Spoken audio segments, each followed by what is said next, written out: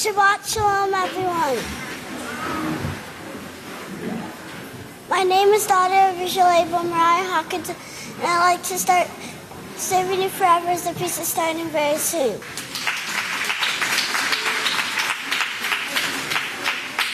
It's now time to start finding your seats for Sabbath services.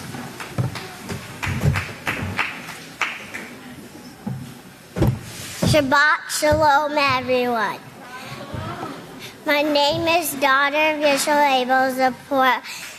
It's a privilege and honor to present to you the sons and daughters of Yisrayl now entering the sanctuary.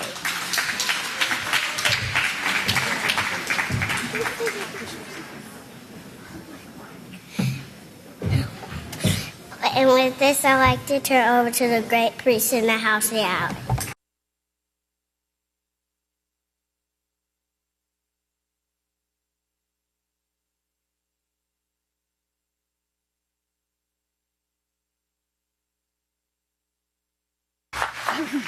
Shalom, everyone. You can be seated.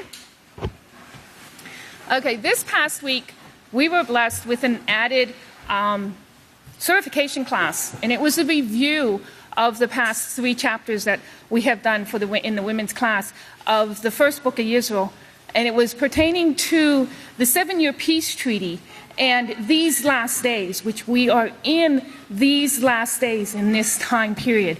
And it's been brought out by all of the speakers, from the Kohans, from the overseer, and from all of the great speakers who have spoken before you, that have proven time and time and time again that we are in these last days. Now, what I am going to focus on is I am going to be focusing on the start of the last 3.5 years. And if I could have my calculation. This is from the timeanddate.com, and I had done a calculation from when the peace treaty was stopped, which was 4/13/1997, and when I was given the date of when this peace treaty has started again, which is 6/7/2019. And the calculation of these days is 8,091. Now, I'm going to be bringing out information from the Strong's Concordance. Mine is the red letter edition, and I'm going to start with 8,091. And as you can see, 8,091 comes from 8,085. Okay, now I'm focusing on the number 8,085. 8,085 is a primitive root, and it means to hear intelligently. Now, what do those words bring to mind? To hear intelligently. We can hear, we can listen, but we have to listen with an intelligent mind. And the overseer has been bringing that out, that we need to focus on what's being brought out, take notes, so that we can understand what's being brought out and what's going on in these last days. So to hear intelligently. It also is to tell of attention. It hears, can you show that again, please? There's a couple words that I want you to notice. It says publish. In these last days, the overseer is publishing these words to the nations. It means to declare. He is declaring in these last days what is taking place in these prophecies. It means to call together or gather. The great gathering of the saints of Yahweh, the great gathering of the called out ones into this area of Abilene, the house of Yahweh for protection. It means to be a witness. Now, who is our witness in these last days? Is it the overseer? He has been called out by Yahweh, and he has been given and ordained into that position by Yahweh himself. He has proven again and again and again in the scriptures that he is the witness. He didn't want to declare it himself. He didn't want to speak of it himself. He had the Kohans and other speakers bring it out until it was brought to his attention that he is to declare this in these last days. Just as Yeshua was to declare his prophesied position in his daytime. That's how Yahweh works. Now, to go on into the vines, it goes into a in-depth definition of these different words that are associated with this number 8085. And it means, it may also imply to gain or get knowledge. We are in this last days where there's been an increase of knowledge. Now, there's been an increase of knowledge for Yahweh's work to go forward, but Satan has taken it upon herself to defile this knowledge and this increase and this gaining of knowledge. So you have to pay attention, hear intelligently to what's being brought forth. It also means, it's in the case of hearing and hearkening, to a higher authority. The higher authority over the overseer is Yeshua and Yahweh. The higher authority over us in these last days in the house of Yahweh is our heads, and the Kohans, the judges, and the overseer of the house of Yahweh. That is our higher authority. And it also says to have a hearing heart is to have discernment or understanding. And the only way that you can get discernment and understanding is to listen intelligently, take notes, pay attention, read word for word what the overseer has been bringing out in publications, in speaking, in the videos, and everything that he has brought out to bring forth these prophecies in this last day. Now, could I have my next one, please? Now, what I had done here is this is a list of important dates that we need to pay attention to in these last days. Now, these dates are dates that have taken place pertaining to the peace treaty. And as you can see on the paper, I'll have to point at the paper, it says right here, the dates that are circled and underlined are the dates that we need to pay attention to. 12/7/2018 was the last time that President Trump signed the waiver pertaining to the peace treaty, Jerusalem Embassy Act.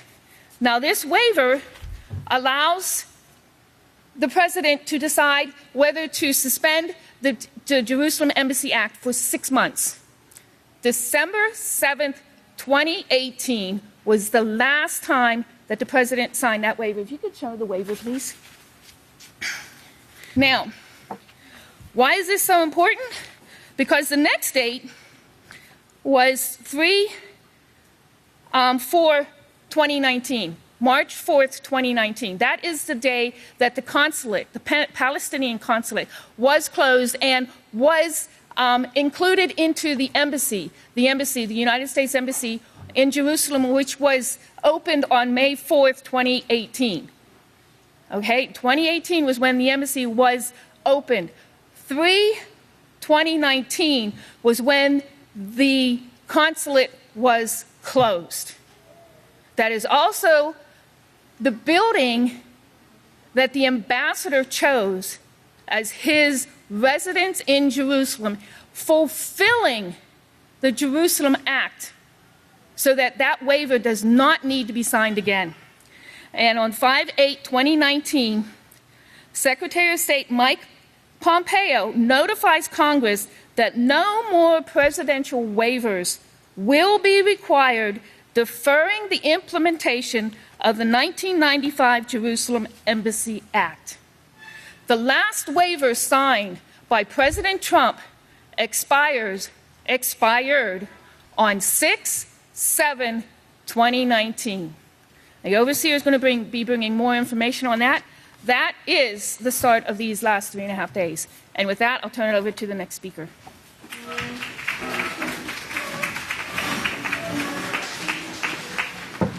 Shabbat Shalom. Please be seated. Yahweh's peace be with you. So today I brought with me a compass, and I want this to be engraved in our minds for the rest of the Sabbath, what a compass means to us. So a compass, here's if you want to write down a few definitions real quick. One is to contrive to accomplish, which means to devise, plan with skill. And another is an instrument for determining direction. And the last one I want last definition is an instrument for describing circles or transferring measurements that consists of two-pointed branches joined at the top by a pivot. So I want to show this other compass that we have. And it's interesting that they mentioned that these two things are branches and they're two joined together by a pivot. Kind of reminds us of Zechariah chapter 4. So in the Holy Scriptures, Yahweh lays out his plans before heaven and earth, a plan of life by righteousness and death by destruction, or death by sin. And he tells us the results of sin and not living by Yahweh, which is not living by Yahweh's laws, that brings this death and destruction. So I found this article online. It's from voanews.com, and it says that Trump promises bigger Pentagon budgets coming. And it says in the article, U.S. President Donald Trump might not be done building up the country's military. As if it wasn't already big enough, right? So we had a budget approved when I first came in, billions and billions of dollars, more than it was previously, Trump said. Then I went to $716 billion. The article is there for you, voanews.com. Now, sin is at its peak. And like I said, Yahweh sets before us life and death, blessings and curses. Therefore, choose life so both you and your children may live. So our nations are, and the leaders of the nations are so gung-ho about this might and this power that even after a third of the people die around the fourth part of the earth, they still won't repent of the things that they're doing right now. So as foretold by Yahweh's prophets and his inspired prophets, the only being to tell the ends from the beginning, Yahweh gives us the numbering system called the Gematria to back up the prophecies in the scriptures. So what's interesting is, Yahweh gives us directions. He tells us all throughout the scriptures what directions to take, right? So in Mattithyah chapter 6, verse 33, he says, "But seek you first the kingdom of Yahweh and his righteousness, and all these things will be added unto you." And what's interesting in the Gematria, when you put in, "But seek you first the kingdom," it comes out to 322. And let me remind you, the 322 is the car tag on the last day's witness's car, which was only invented in the last day's generation when the increase in knowledge was. So then I was like, okay, so where is the kingdom of Yahweh established? And then I put that in, and there's three numbers that come up. And these are really interesting because it leads us to different things. So the first number that is on where is the kingdom of Yahweh established is 388. And it's from the number 386, which means specifically a chieftain. So then I'm like, okay, so who is the chief? Who is the chief?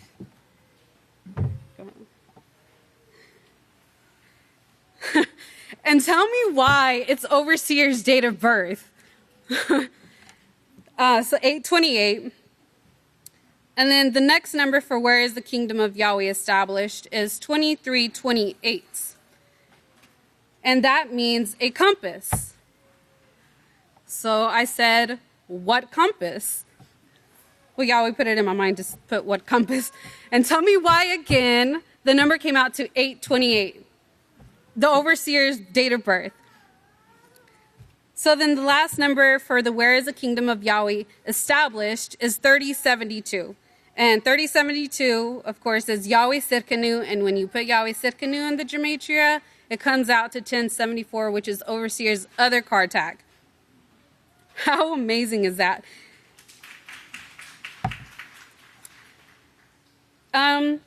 Now, this is super awesome as well. When he is, Yahweh inspired me to put, he is our compass to the kingdom. And guess what number came out? 322. It's absolutely amazing how Yahweh inspires these things to put it in the Gematria. And come on, but to seek you first the kingdom and its overseer's card tag, he is our compass into the kingdom. He points us in the direction that we need to take in order to choose life and the steps that we need to take to get there. And then the other one, the definition of an instrument the definition of compass is it consists of two pointed branches. The two witnesses who stand for the supreme ruler of the earth. So I hope that you remember when you see a compass, just remember who our compass is. The overseer, the last day's anointed witness. And if you would all please stand. Yahweh bless your Sabbath. Now we'll turn it over to the next speaker. Shalom, everyone.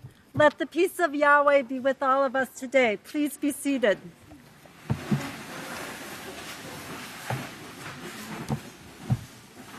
Be strengthened by he who rules as Yahweh. Satan has deceived the whole world, as written in Revelation 12:9. Satan has weakened the nations, as written in Isaiah 14:12. You may ask how or why. In Psalm 106, verse 43 on page 478, it says, "Many times he delivered them, but they provoked him." Well, they thought to provoke him with their purposes. So they were weakened for their iniquity. They were weakened for their own purposes. Iniquity is a perversion of the truth. It's pushing away the laws of Yahweh. That is what has weakened the nations, and that's how Satan has deceived the whole world. Satan taught Eve to be evil as the gods. Then, just as Satan, through her evil vice, the Catholic Church teaches to be evil as the gods, to forsake Yahweh's laws now. Her agenda is the same then as now. In the End Book, this book right here, written by the great overseer 21 years ago, on page 193, there's a paragraph. And 21 years ago, when I read this, I was like so amazed because I had to have it up on I wrote it on a huge piece of paper and I stuck it to my door so every time the children ran up or down the stairs, they had to see this here paragraph. Before I get to that, I'll just lay down a foundation here. History shows, and this is reading from page 193 of the End Book, history shows that mankind has split into many different religions. This did not occur because of the written laws of the prophets. These laws bring unity, not separation. Separation developed because religious imposters, Catholic Church, desired to build empires for themselves, Catholic Church, such as the Nimrod system. These religious imposters, Catholic Church, turned the people from the laws of the prophets with their false teachings. This is still occurring today to the Catholic Church. History has shown also that along with the separation resulting from the rejection of the complete laws of Yahweh came the attempt to bring peace through force. And that's where we are today, peace through force. Now, could I have that on the overhead, please, that slide? Please follow along and read this as I read it also out loud. Remember, it's the publishing and the preaching of the message. The curses came, and this is the great overseer wrote this. I'm telling you, he's the greatest teacher in the world. He's the only one that can bring salvation in these last days. Listen carefully to what he says here. The curses came just as the holy prophets said they would. These curses did not come without a cause. In fact, the longer the cause was present, the more severe the curses became until war erupted. War is not the cause of the curse. It is a symptom of the cause. War is not the answer to solving the curse. It only worsens the symptoms. The cause for the curses upon the world has always been the same: turning from and rejecting the 613 proven laws of peace brings curses. War is man's way of destroying an enemy that he created for himself by rejecting Yahweh's laws of peace. Okay? War is man's way of destroying an enemy that he created for himself by rejecting Yahweh's laws of peace. Satan has weakened the nations. Satan has deceived the whole world into thinking you can have peace without the laws of peace. It's a lie. So, 21 years ago, the overseer wrote this. And in the front here it says, a witness to all the world. Truth is not weakened by time. Truth, which is the laws of Yahweh, stands forever. So we know that the nations were weakened, but let's go back to the title of this speech. Be strengthened by he who rules as Yahweh. Can I have my next slide, please? So who is the one ruling as Yahweh? We see here the numbers. I want you to focus on that 18:18, and we'll see that 18:18, if you look at the next slide, goes to Deuteronomy 18:18. And that says, I will raise up for them a prophet like you. I will put my words in his mouth, and he will tell them everything I command him. And when you turn over to Acts 3:22, it restates that prophecy. For Moshe said, Yahweh your father will raise up for you a prophet like me. Him you will hear in all things. Now notice Acts 3:22, that was no coincidence. Yahweh put that in there so that it would identify who we're talking about here. The great overseer, that is his tag number. And let's go on to the next gematria. I also put in who is the one that rules as Yahweh.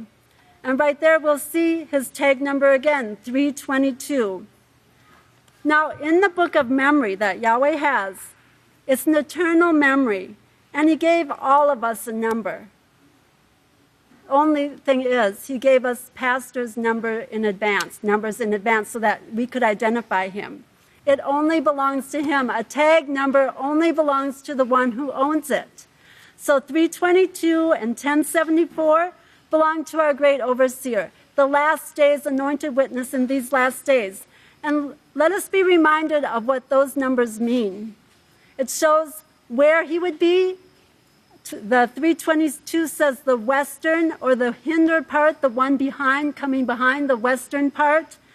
And it also means what he's supposed to do. It means to show clearly, to appoint to a position of service. And it shows in 1074 that it's this last generation, and also his position and his job to do is bring forth the first fruits of Yahweh. That 3169 means befitting greatness and magnificence, strong, and in the Hebrew it means Yahweh has strengthened. The only way, sisters, that we can be strengthened is to walk with the great overseer in the laws of Yahweh. At this time, I turn it over to our next teacher. Please be seated. Okay, the title of my speech today is We're Being Set Up. So just in case you didn't know it, we are being set up. And I'd like to show you a picture. For those of you who don't live in Abilene, this is what you see at the airport area when you're entering into Abilene. How many of you locals have seen that? Raise, great, everybody. Okay, you notice what symbol that is, that little animal there? Shout it out. It's a buffalo. Yahweh set this up from the beginning. Do you think Pastor Israel Hawkins went to the City of Commerce and said, I think we should put a buffalo there when people are coming into Abilene so they'll know that the House of Yahweh's here and the land of the buffalo? Nope. This was all done and inspired by Yahweh. Yahweh inspires all of these things. We're being set up. Everything's set up in advance to show that this is the place, okay? So I decided, I was like, I wonder, Yahweh inspired me to put in Abilene, Texas in the gematria. So I put in Abilene, Texas, and these three numbers came up, 117, 578, and 702. And I want to focus, if you'll look at the next one here, I want to focus on those first two numbers. 117 comes from Hebrew 117, comes from Hebrew 1:4-2, and it means to expand. That is, to be great or magnificent, to become glorious or honorable. Abilene? It also means to groan. That word 578, which was the second one of the gematria, to groan, lament, and mourn. How many of you remember from the House of Yahweh established what the word Abel means?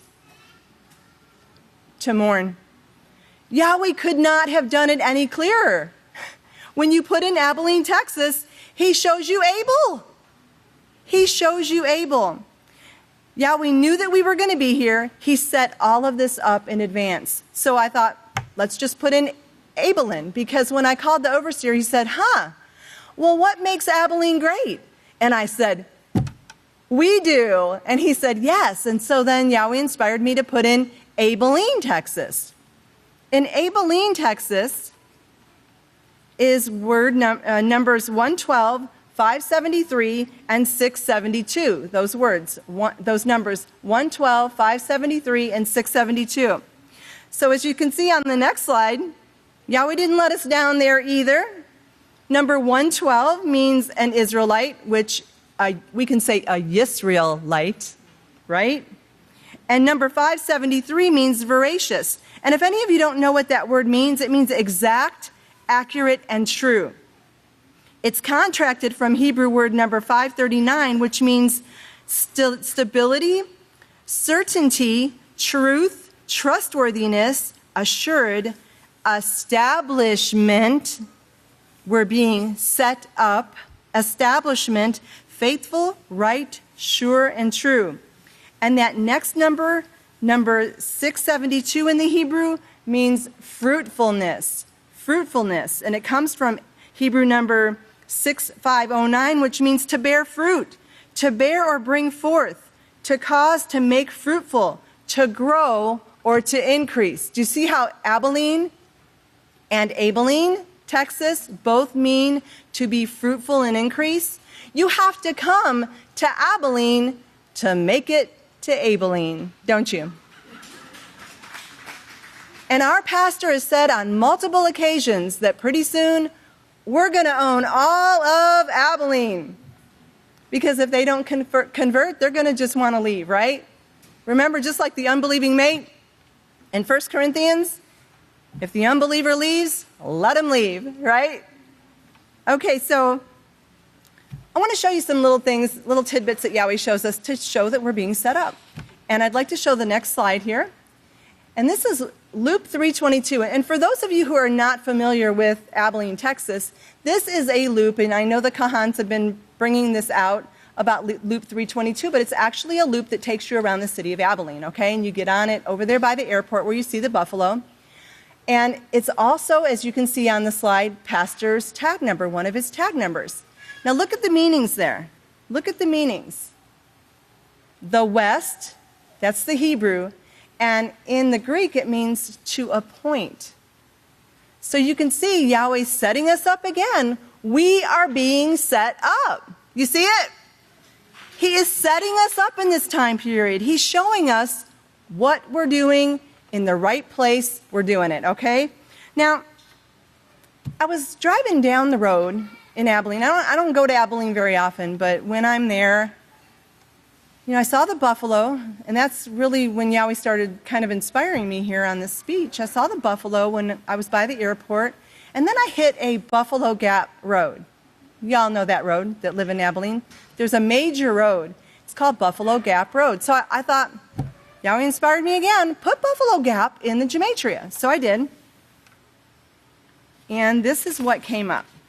Numbers 522, 353, and 87. You'll never guess what these numbers mean in the Hebrew. So in the Hebrew, 522 means the same as Hebrew 520.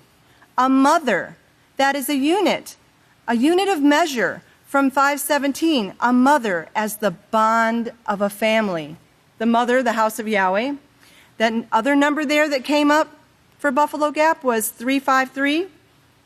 And in the Hebrew, it means strong, strength. From 553, which means to be alert, confirm, courageous, establish, we're being set up, established, increase. Remember the increase, Abeline and Abilene? We're going to increase from here. We're going to be fruitful. Prevail. And the last number was number 87. In the Hebrew, that means high father. Well, we all know who the high father is in this time period. And for the last thing that Yahweh just shows us and confirms that this is the place he's setting us up, I wanted to show you the American eagle, because we know that the witness went all around from nation to nation on the wings of a great eagle. And we learned the other night in class that the two wings of an eagle, the American Eagle airline, right here in Abilene, took our great witness to witness to all nations. So you can see, we're being set up, and Yahweh's the one setting us up. So if you'll all please stand. To further our great meal today, I'd like to turn it over to the great priest in Yahweh's house. Praise Yahweh.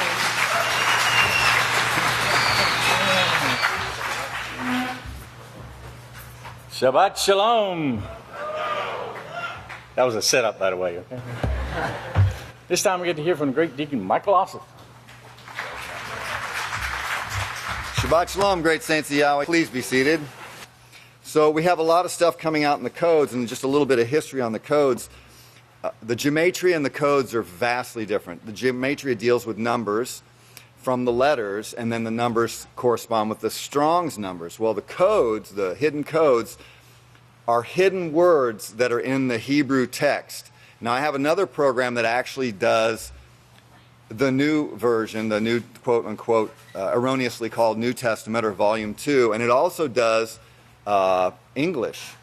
And I found pastor's name in there also. I haven't really dug into that program yet, but there was a story in the late 80s where one of the rabbi instructors, teachers at one of the colleges, told the students that in the book of Deuteronomy, chapter 32, is the entire history of, he said, the nation of Israel, but we know it's the entire history of the House of Yahweh, is encoded and in Deuteronomy 32. Well, one of his students challenged him, and he said, he was telling the students that everybody is in the scriptures. And well, this young student, as pastor would call him, a young whippersnapper, challenged him, and he had already kind of looked things out, and he told him, go to Deuteronomy 32, verse 26, and look at every third letter. And so the student pulled out the Hebrew, and he's looking, and his mouth hit the table, because encoded in Deuteronomy 32:26, every third letter was his name. So he stayed with that teacher throughout his history, but everybody in the house of Yahweh is in the codes. Everybody's history. I can't tell you how many people's names, men and women, I've seen in the codes with every single search. There may be one, there's been as many as 15. And the names are indigenous for us in these last days. They aren't like the old versions of certain Hebrew names. There are names which are pretty much correspond with the last days. So everybody's in there. Everybody's history is in there. The entire history of all creation and all the beings ever created are hidden in the codes. And we have some code searches coming up in the near future, Yahweh, if Yahweh is willing. One on Philadelphia, one on the first sons of Yahweh, and one on Hillel and Satan, to see what Yahweh has in there about her. But right now we're going to deal with, I have one to show, and I'm going to give you a little taste of the next one, which is the Catholic religion. We did one on that. But this is U.S. and Iran. Okay, these are some headlines. And this has all started pretty much in the last 3.5 years, except for this first one. U.S. drops nuclear deal, starts sanctions. Iran restarts nuclear program. Trouble begins in the Strait of Hormuz. Oil prices begin to rise over tensions. Britain seizes Iranian ship. Iran seizes 2 United Kingdom ships, Britain ships. Tensions are rising. Russia accuses U.S. of provoking war with Iran. U.S. troops and battle fleets being moved to the Middle East. So let's turn over to Revelation 13. Revelation 13, and we're going to move rather quickly. Revelation 13, and in verse 5 it reads, and this is found on page 979, verse 5, it says, "And there was given unto him a mouth, speaking great things and blasphemies, and power was given unto him to make war for 42 moons, or 3.5 years." Let's turn over to Yekechka 7. Yekechka 7. I'll get a page number for you here momentarily. Yekechka 7. And we're going to be looking at verses 2, 6, and 7, and 25. Verse 2 in chapter 7 says, "Also, son of man, this is what Father Yahweh says to the land of Israel. An end. The end is come upon the four corners of the land." Let's look down to verse 6. "An end has come. The end has come. It has awakened for you. Behold, it has come." Verse 7. "The turn of events has come upon you, O you who dwell in the land. The time has come. The day of trouble is near. And soon no commanding voice from on high." Prophetic guidance. Remember the witness Jacob. He preached for 7 years. Yahweh pleaded with them. 6 Malach. No prophetic guidance. In other words, Yahweh gave him the opportunity, pulled it. Let's look at verse 25. And it says, "Destruction comes. They will seek peace, but there will be none." 0. Let's look over at the codes now. So this code search is called U.S. Iran. And what we have, let's see. I'm trying to figure out a better way to do this. Okay, so your main is right here, and it's USA Iran. All right, USA Iran. Then crossing it right here is Euphrates, which we know in and around the Euphrates River. Okay. Let's see, then right here, this one came up, which was interesting, and it's, let's see if I can pronounce this correctly, Yad Vashem, which is Holocaust, the Holocaust Museum in Israel, showing that there's going to be another Holocaust in that area. Okay, then it starts getting really interesting here. We have right here, we have universal, showing that the gods are involved, all the gods. We have war right here. Then down here we have woe. Now remember, universal gods, because they worship all the gods. They're worshiping all the gods. Universal means all gods. And that's what the world is doing at this time under the guidance and the authority of the Catholic Church. Let's see. Right here we have Yada. Yada, showing that the Catholic Church is behind all of this. Okay. Then we have, let's see, I'm trying to move. Right here we have force. Where's that at? Right here. Lost my place here. Force. Okay? Then after force we have frightening. Frightening. Then this long one here is hopelessness.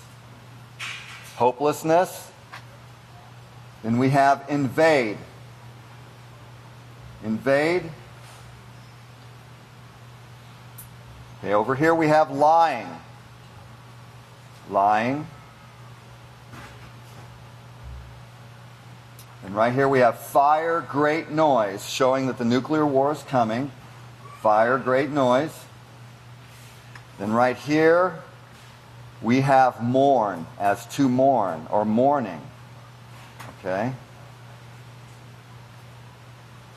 Then right here we have 1 hour. The 1 hour destruction. 1 hour destruction. Then we have Tehran, which is the capital or the lead nation of Iran. We have scorched. Then we have sun darkened. Sun darkened. Okay, then over here we have begins 2019.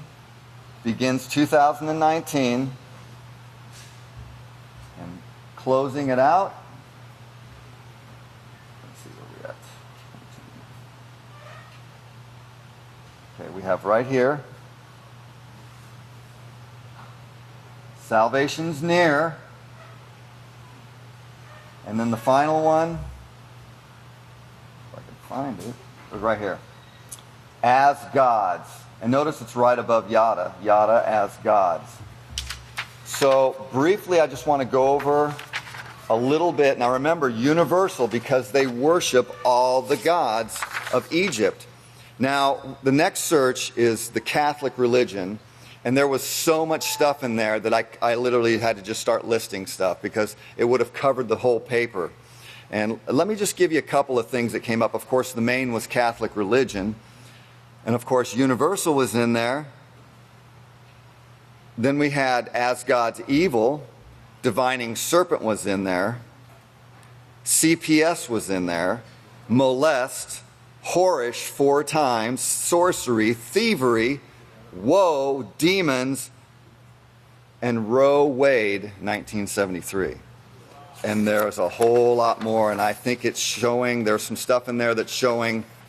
Remember, we can't tell the future, but as Pastor had said, the codes reveal things that have taken place in the past that nobody knows about. And Yahweh's showing us, and I believe He's going to show us things that they've done and things that Satan and the gods have done that will help us better understand why things have turned out the way they have. So, Yahweh bless your Sabbath. Have a great Sabbath day. Great feast day. And at this time, I have the blessing and opportunity to turn it over to a great holy man of new, the great Kohan Benjamin Krause Hawkins. Shabbat Shalom, great saints. Peace of Yahweh be with each and every one of you. You be seated. And let's just go ahead and get right to it. I'm from Alaska. We don't make small talk. This is part 3 of the 1962-2019 season of calamity. Let's go ahead and show the first slide. I want to get right into a sermon Pastor gave last year on Isaac 27, 9, 8, 18, titled, "The Seventh Work of Yahweh is Bringing in the Everlasting Righteousness in the Greatest Time of Trouble," which we're going to be talking about today. Notice the gematria on this, 1833 Damascus. Remember, these prophecies rest on Damascus, as Pastor started teaching us last year as well. And 1833 in the Greek means to test thoroughly out of necessity. In other words, this is something that must take place. Remember Revelation 13:10. And by these things are the patience of the saints tested. Hebrew 1998 means be troubled, to be troubled. Remember, the greatest time of trouble, Daniel 12:1. 1998 in the Greek means to hasten together upon one place to others already gathered. Now, where would that be? I think somebody just showed us the place that's been set up, right?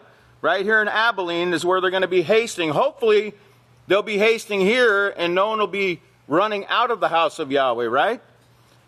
Okay, Strong's 1312 means, now it has a question mark. It says the son of peace, and it means smooth. And I'm thinking that might be talking about the smooth flatterers that are bringing about this false peace. Greek 1312 means destruction, and it means ruin, perish, destroy, utterly corrupt, spiritual impurity, waste away by decaying influence of moral impurity, utterly corrupt, okay?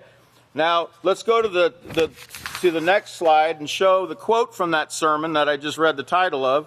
Pastor said, "Keep this in mind. Yahweh made the earth, remember, for mankind. He made these straits and passageways, and He made it possible for them to make ones of their own." Talking about the straits like Hormuz and Kerch and these other straits. "These must be shared. In today's world, there's no sharing. It's all me, myself, and I. The only place you find anything like sharing properly, righteously, is the house of Yahweh. Praise Yahweh." You put that statement in exactly like he said it, and you'll see 3222. Remember, you can drop that third 2 if you want to, because it's alluding to his tag, 322, which we saw also earlier today. And 3222 means season, time, times, end, trouble. Okay? And have you noticed all the trouble in the straits that we're having? Ukraine, just 2 days ago. Pastor, this is the one he was talking about in 2018, but just 2 days ago, Ukraine captures Russian tanker involved in Kerch Strait confrontation. Okay, that was from 2 days ago. The Kerch Strait, remember the Sea of Azov is where that Kerch Strait runs, right by the Ukraine there. Let's see another strait they're having a lot of trouble in, the Strait of Hormuz. And look at these dates on this map. 6:13, 5:12, 6:10. Isn't that Pentecost? Wow. And then 7:19. Stay tuned for that. We'll get to that later. Not in this sermon, but later. Can you see my next slide? Then we had, just 2 days ago, U.S. warship sails through strategic Taiwan Strait. You know, provoking the Chinese over Taiwan. This ship here called the USS Antietam. Notice the gematria. 666 and 852, which 852 means a sign. It's a sign, okay? Remember, Yahweh's bringing forth the sign that he's with this house right here. Dire straits. You know, dire straits means, you know, trouble in the straits. Or, you know, great trouble, great distress. Can I have my next slide? Now, remember the ship that Pastor saw, the RFS Admiral Gorshkov FFG 454? You put in that FFG 454 and you get the tag of this serpent here, pointing at his Jeep Wrangler. Remember the Wrangler that he drove when he was in D.C.? Because he is a wrangler. He's a disputer. He's an arguer, and he argues with Abel, okay? Of course, there's no argument, right? There's no, without controversy, right? Without controversy, as Timaeus said, you know, this is the pillar and ground of the truth. There's no argument. Now, I want you to notice Daniel 12:1. He said, and this is from the interlinear, he said, there will be a time of trouble. You know, Micaiah will stand up, and there will be a time of trouble. That word trouble is 6869, and look at the word there. Straits. Straits. Huh. Did we even know what a strait was until Pastor got up here last year and told us about it? And he straightened us out on it? Can I have my next slide? And Daniel said, at that time, your people will be delivered. Look at that 454, at that time. Remember, 454 means toward Yahweh are my eyes. And remember, Zechariah 9:1 said, all the tribes of Israel and all of men's eyes are upon this house right now in this world. Okay? You can believe that. Okay? And that's called the prophecy of doom against the land of Hadrach and Damascus. Notice you get 454 again, the number on the ship. The eyes of men and tribes of Israel upon Yahweh, 454 again. Remember, that ship was looking at Yahweh. Remember, on 624, the men were up there working, and the eyes were on Yahweh, wanting to destroy the house of Yahweh. Notice folly, madness, foolishness, no mind, irrational behavior, lack of sense, a state of extreme anger that suggests an incapacity to use your mind, extreme fury, great rage. This is satanic here, okay? Can I have my next slide? Because we're going to look at that time, the second number, 702, it means 4. It's also 454 used in Isaiah 2:15, the number 454. You can look in Strong's, it uses that number. 702 means an Arabian king, king of the Nabateans who ruled in Damascus. Well, who are the Nabateans? Well, the firstborn son of Ishmael was named Nebaioth, his people, and they associate him with that general Muhammad of the Arabs, 666. Notice that number 394, I didn't put it here, but it means to be cruel, to be fierce, okay? The third number, 117, means lordly, masters, mighty. Remember the quartet? The quartet, the 4 generals that came from Alexander, the Grecian Empire, that went throughout the earth, became the Roman Empire, etc., right? Down to this day, the quartet that pastors taught us about. There's nobody else that taught us about this quartet. We wouldn't have known what to look for. The EU, the US, Russia, and who else? The UN. And it means, Strong's Greek 117 means Athenian of Greece, Just remember those 4 generals from Alexander the Great. Can I have my next slide? In this quote, this is from the first book of Israel, chapter 3, which I know some people are doing some studying in right now, right? It says, at that time your people will be delivered. That is, Yahweh will safely protect them. Everyone who's found written in the book of life. You can count on that. You must trust in it, and you should trust in it because all the other prophecies have taken place, just as Yahweh said in detail. You should be able to trust that one too. Now, are the people of Daniel 1074? Okay, we're the people of Daniel. Remember when you put in Daniel, Eob, and Noah, it comes up 1074. Those 3 that were in it, it said in Yeketska 14, though these 3 were in it. Remember, he's tagged with us. All of them are tagged with us. Okay, now Strong's 3271 means to cover or covered. The next number you see is a 1962. Drop that 6 off the end. Remember, 1962 was the season of calamity. Remember, they were getting ready to go to nuclear war at that time. It was also the time that Yisrayl stood up with his brother, but also the Catholic Church established a see right here in San Angelo to oversee, to watch, and try to destroy the House of Yahweh at that time. Strong's 2347 means to cover, spare, spared. Now, when you think of covering, I want you to think of this ark right here. You see these 2 witnesses. 2347 in Greek means tribulation, straits, trouble, pressure. Okay? From 2346, to be narrow, straitened, distress, suffer affliction.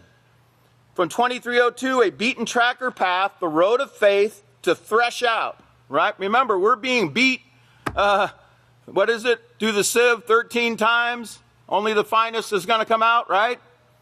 The finest, the choicest, the best. I think that's in Ketska 44. When you add up all these numbers in this gematria, it means the roar of a lion, to roar mightily. And you drop the 0 off 7580, and it's Syria. Syria. Remember, the prophecies rest on Damascus. Can I have my next slide? Okay, this is from the first book of Israel, chapter 3 again. And the title, it says, the title of this chapter is, the clock will start ticking off the last 3.5 years called the end, number 2.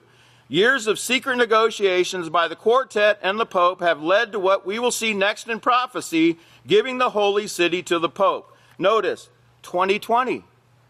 2020 means deliverance, rescued, to be spared, surely delivered, to separate. 2020 in the Greek means to give light, to illuminate, to shine forth. Remember, the teachers are going to shine. That's why you're studying right now. You're getting ready to shine forth as the heavens. Strong's Hebrew 12:12 means under the shadow, protection of Yahweh. Strong's Greek 12:12 means clearly evident, plainly evident, manifest, unmistakable. Yes, the world is going to see. We're going to be lifted up through these signs that Yahweh is showing, and the whole world is going to be very evident, manifest who the sons and daughters of Yahweh are at this time. Strong's Hebrew 1332 means daughter or worshiper of Yahweh. Okay? That's all in that title right there. And we'll get to that another time. Can I have my next slide? When you add up all those numbers, you get 4564, and it means to hide, to conceal, cover, hidden, undetected, secret things. Remember, we've been hidden, we've been protected in these last days. Strong's Greek 4564 means Sarah, and it's from 8283, princess, and it goes to female, princess, queen, to 8269, chief. We heard about a chief this morning, right? Chief, ruler, official, captain, prince, commander, leader, overseer. Okay? You know who that is, right? He's the captain, Captain Israel, of the Ark of Yahweh. You see that? Captain Yisrayl, the Ark of Yahweh, 1962, because that's when he began to start preaching. That number 2796 means a stirring. Remember that trumpet that stirs us up, gets us motivated? You know how he gets you motivated when he speaks? A stirring, moving, a stirring up. but a righteous stirring up, because there's somebody else stirring up trouble. By the way, did you know today's 727 and it means chest, ark, from 717 to gather? Can I have my next slide? Okay, so when you put in clock started ticking off, last 3.5 years, look at the number. It's the number on the ship that Pastor saw. Okay?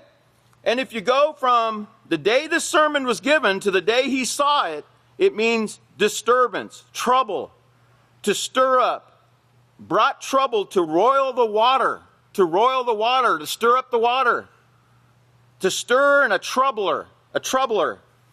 If you go from the day he gave this sermon to 724, when that Taiwan ship went through that strait, it's 5941 days, and it means to stir up. Remember, they're stirring up the nations. They're provoking the nations to anger, okay? And there's going to be a big war. Notice, troublers spoken of by Daniel the prophet, 454. They represent that ship right there, and I'm going to show you the captain of that ship. He's a troubler. Troubler, 666. He's a troubler. Let's find out who he is. Can I have my next slide? Now, you remember Jezebel and Ahab, right? 666. 1 Kings 18:17. When Ahab saw Yisrayl Hawkins, Ahab said to him, "Is that you, O troubler of Israel?" But Israel answered, "I have not troubled Israel, you or your father's house. You have troubled Israel because you have forsaken the laws of Yahweh, and you have followed the Baalim, lords, gods, Elohim, and goddesses." Hey, put in that followed the Baalim, lords, gods, Elohim, and goddesses, and look at the number on the ship. 454. Now, remember in 1 Kings 18:19, he was told, Ilaiah said, "Summon and gather all Israel to me on Mount Carmel, as well as the 450 prophets of Baal, the Lord, and the 400 prophets of Asherah, Easter, or Ishtar, who eat at the table of Jezebel or Baalzebel." Drop the 0 off the 450, and then drop the 2 zeros off the 400, and you see the number? 454. Yes, that's who this represents. It's Captain Ahab. Can we have the next slide? Captain Ahab. Y'all remember Moby Dick? Okay, well, let's learn about this, because Hollywood knows something about this, don't they?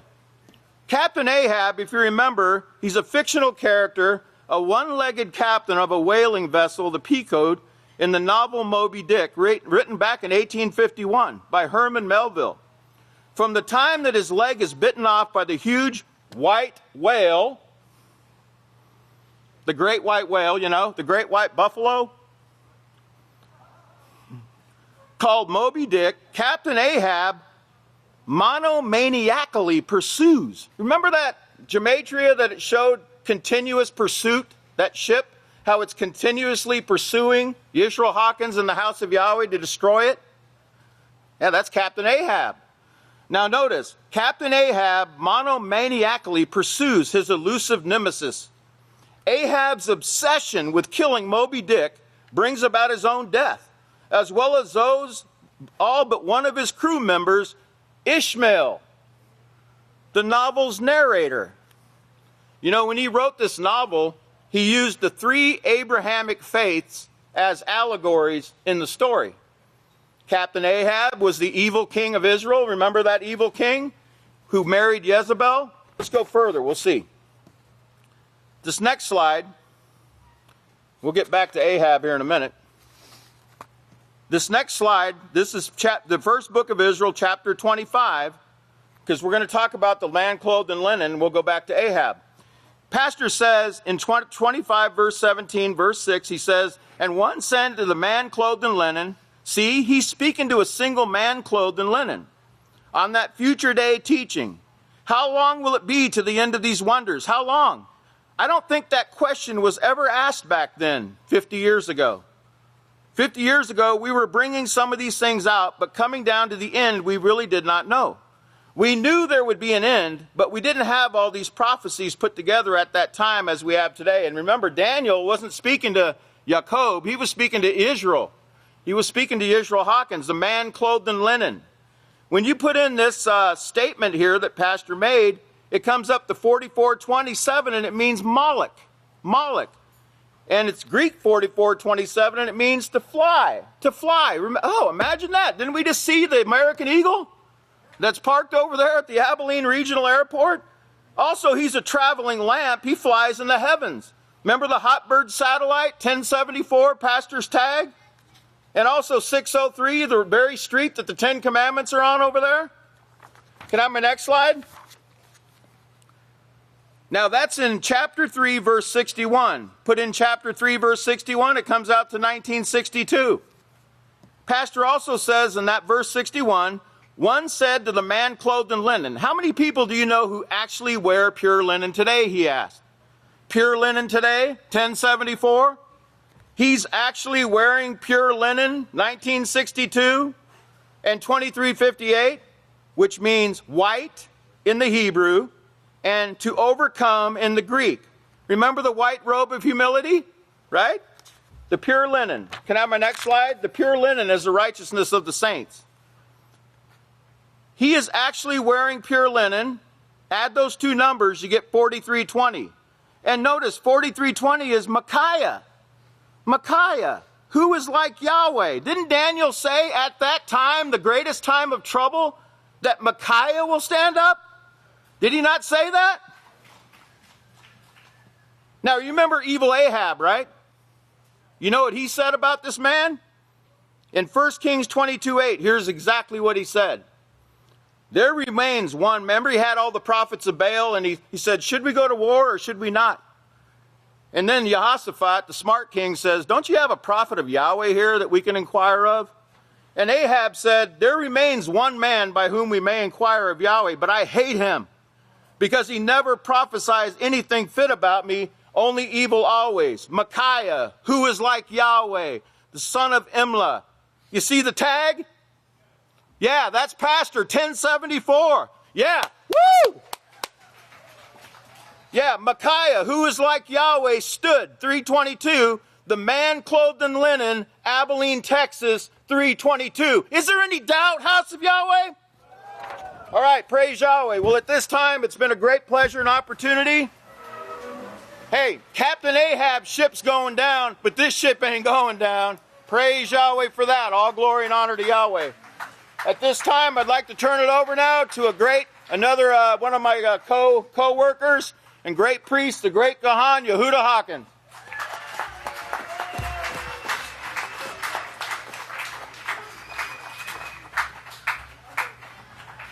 Shalom. Please be seated.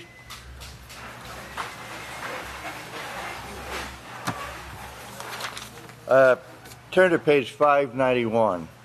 We're going to look at Jeremiah 23, verse 6. If you have a Bible, it's Jeremiah 23, verse 6. Jeremiah 23, verse 6. It's on page 591 in your Book of Yahweh. In his day, Yada will be saved. Now, we heard a lot about Yada getting into a lot of trouble. And Israel will dwell safely. And this is the name that he will proclaim to them. Yahweh Zidkenu, Yahweh our righteousness. In light of what you just heard, I guess it was intended that this scripture be brought out. The word Yada that is written in Jeremiah 23, verse 6 is translated from the Hebrew word Yada. This word is listed on page 397 of a Hebrew and English lexicon of the Old Testament by Brown, Driver, and Briggs, which shows this word means, I will praise Yahweh. Now here's the big one. The word Israel that is written in Jeremiah 23, verse 6 is translated from the Hebrew word Yisrayl. This word is listed on page 360 of the Analytical Hebrew and Chaldee lexicon by Benjamin Davison, which shows this word emphatically means Yisrael, the proper name of a man and a people. Now guess who that is?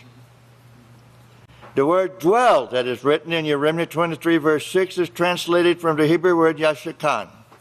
This word is listed on page 1575 of volume 2 of the Hebrew Aramaic English Dictionary by Marcus Jastrow, which shows this word means, may he who caused his name to dwell in this house let dwell among you love and brotherhood.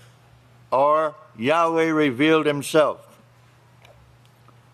The word safely that is written in Jeremiah 23 verse 6 is translated from the Hebrew word Leviticus.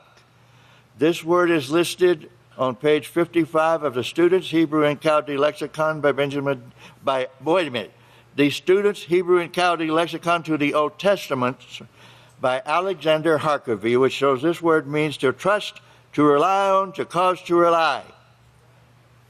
The word proclaimed that is written in Jeremiah 23 verse 6 is translated from the Hebrew word yakaru. This word is listed on page 1409 and 1418 of volume 2 of the Hebrew Aramaic English Dictionary by Marcus Jastrow, which shows this word means to call, to teach, and able. So this is what Jeremiah 23 verse 6 is saying.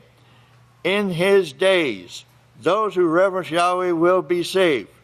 For Israel and his people are the house of Yahweh, in whom they trust. And this is the name that he will proclaim to them at Abel, that he will teach them at Abel. Yahweh Zadokanu. There's Zadok in there, means righteousness. Yahweh, our righteousness. Remember, brothers and sisters, the teacher said, let us hear the conclusion of the entire matter. Reverence Yahweh by keeping all of his laws, for this is the duty of every human being on earth. And remember, Yahweh said that if Yeshua walks in this building and you're here, or if it occurs your life is gone in the past and you have been laid to rest, when you're resurrected, the books will be opened. And if the books say you were right with Yahweh all the way, you will be one of the house of Yahweh that will be saved, just as it says here. May Yahweh bless your understanding. And I turn the service over to the great Kohan Ilya Hawkins. Shabbat Shalom. Please be seated. Peace of Yahweh be with each and every one of you. Of course, going through the news, keep in mind everything that's been brought about these straits, because we'll speak about those, these straits, these waterways, which allow entry into countries and business and commerce. Because Pastor told us months ago, watch these straits, watch what takes place in these straits, but he's also told us to think about the other prophecies coming into pass. And of course, this depopulation is something that has come up and has been talked about, and it's something that, notice the Vatican has said would have to take place. They call it climate change. But we see they bring up doctors and pharmacies, and they're showing how it's coming out in the news, something Pastor's been bringing for years. He received much ridicule about bringing these things for years. But now science is catching up. The society is catching up because now they're taking a stand to where they're showing that doctors and pharmacies, pharmaceutical companies actually manipulated doctors. And they did this through money. We'll pay you to prescribe our drugs. It was a bribe, so to speak, making money off of doing something that was not beneficial. And it showed where they kind of sanctioned off a piece of land here known as Ohio, West Virginia, and Kentucky, and they dumped millions of pills just in that area alone. And if you remember, we brought in the news, the opioid epidemic was so bad in Ohio, they actually had to bring freezers outside the morgues because the morgues were so full of these opioid deaths, they had to store them in freezers outside of the morgues. But notice they said it was all done for profit. That's the reason these drugs are prescribed. It's all for profit, not for health. And you'll see one of the men actually say there's more money in death than there is life. People will pay vast amounts of money, and they talk about cancer treatment, $7,000 a month. They'll tell you they'll cure you with hepatitis. If you have hepatitis C, we'll cure you is what they say for $70,000 and no guarantees. And then they talk about the insulin for people that have to take insulin because of things that have taken place in their bodies. And they talk about how 10 years ago it was $175, which was extremely expensive. Today it's $1,487, but it only costs $1 to make. So think about that. You know, there's an acquaintance I have in Abilene that was speaking to me one day, and he owns a funeral home. And I asked him, I said, and it's kind of rude to ask people how much product costs, but I was really interested. And I said, what is your most profitable thing in the funeral home? He said, coffins. I said, how much do you sell a coffin for? He goes, I sell them anywhere from $5,000 to $8,000 a piece. How much do they cost? About $400. And that blew me away. He said, people don't bat an eye because their loved ones need to be put in this. And, you know, you could see it, and I didn't kind of tell him the disgust I had, but they make money off of death. But it's what they're trained to do, and it's a manipulation that we see. Well, with all these things taking place, with the drug addictions and all these things moving forward, and a lot of the population dying for profit, keep in mind, for profit, we have these straits. And I want to show you some headlines just from this last week. And you'll see here, Ukraine seizes Russian tanker alleged blocking its ships in the Kerch Strait. And then you have, of course, the U.S. ship sails through Taiwan Strait after threat of force from China against independence. And then you have Iran sees British tanker in Strait of Hormuz. And of course, Strait of Hormuz is more talked about than any other due to the oil. But China actually coming out saying that if force is necessary, they will use force. And this is from a deal, an arms deal, where the United States sold Taiwan over $2 billion in weaponry, and China is saying that Taiwan is part of us. You have no right to sell them weapons or even meet with them, because the president of Taiwan came to Washington, D.C., which also angered China. And you're going to see a representative testify before Congress that they feel China is more of a danger to the United States than Russia, but they put them together. Russia and China. Remember what Malachi Martin brought out, and remember what Pastor's been saying for years, that in the end we're going to see three people vying for this top spot. You have the Vatican, you have Russia and China, and then of course you'll have the United States. And then it shows the United States also preparing for war, and it shows how in this Strait of Hormuz, the defense secretary from Iran is saying we were minutes away from going to war.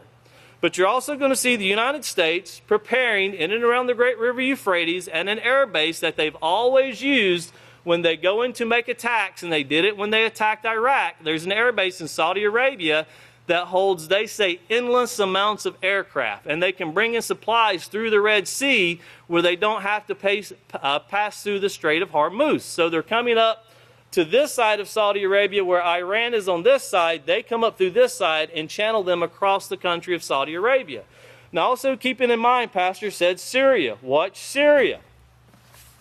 Well, notice this week also, Pope asked Assad for concrete initiatives on behalf of Syrian population. There was a letter that was hand-delivered by two cardinals to President Assad of Assyria, receiving instructions from the Vatican. But there was one article I think spelled it out best. If you want peace, prepare for nuclear war. Because that's what they're saying. They're saying that this nuclear war is going to bring peace. Of course, the Catholic Church doesn't want nuclear war. But pay close attention to the things that we're seeing that Pastor's been bringing in. It's all tying together, very well tying together, just as the prophet spoke of when the seventh Malach told each of them what would befall in these last days. If we could please go ahead and play the news. Pay close attention. What you're about to see is Bible prophecy being fulfilled.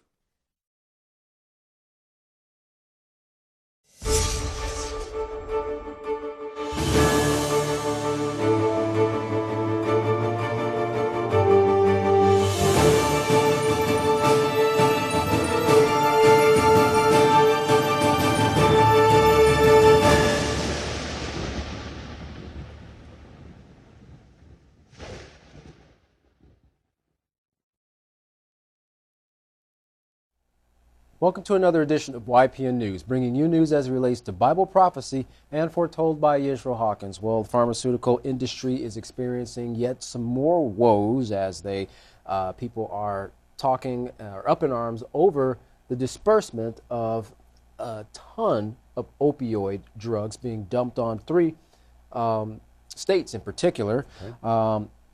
Iran, of course, they're still in the news. They've been in the news for a while. We've been talking about them for some time now, and the scrimmages between them and the U.S. Now is claiming that they have captured or seized a British tanker.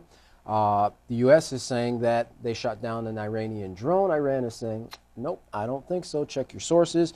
And the U.S., in regards to Iran, is also working on building up its military presence in a desert that might have been forgotten by some, but was actually in existence in the first Iraq war of Saudi Arabia, desert of Saudi Arabia. And those are just several of the reports we have for you today. But first, we're going to talk about federal prosecutors have filed charges against pharmaceutical companies for conspiring with doctors and pharmacies to pour millions of highly addictive opioid pills into the states of Ohio, West Virginia, and Kentucky. They are accused of doing this in order to gain profit over health.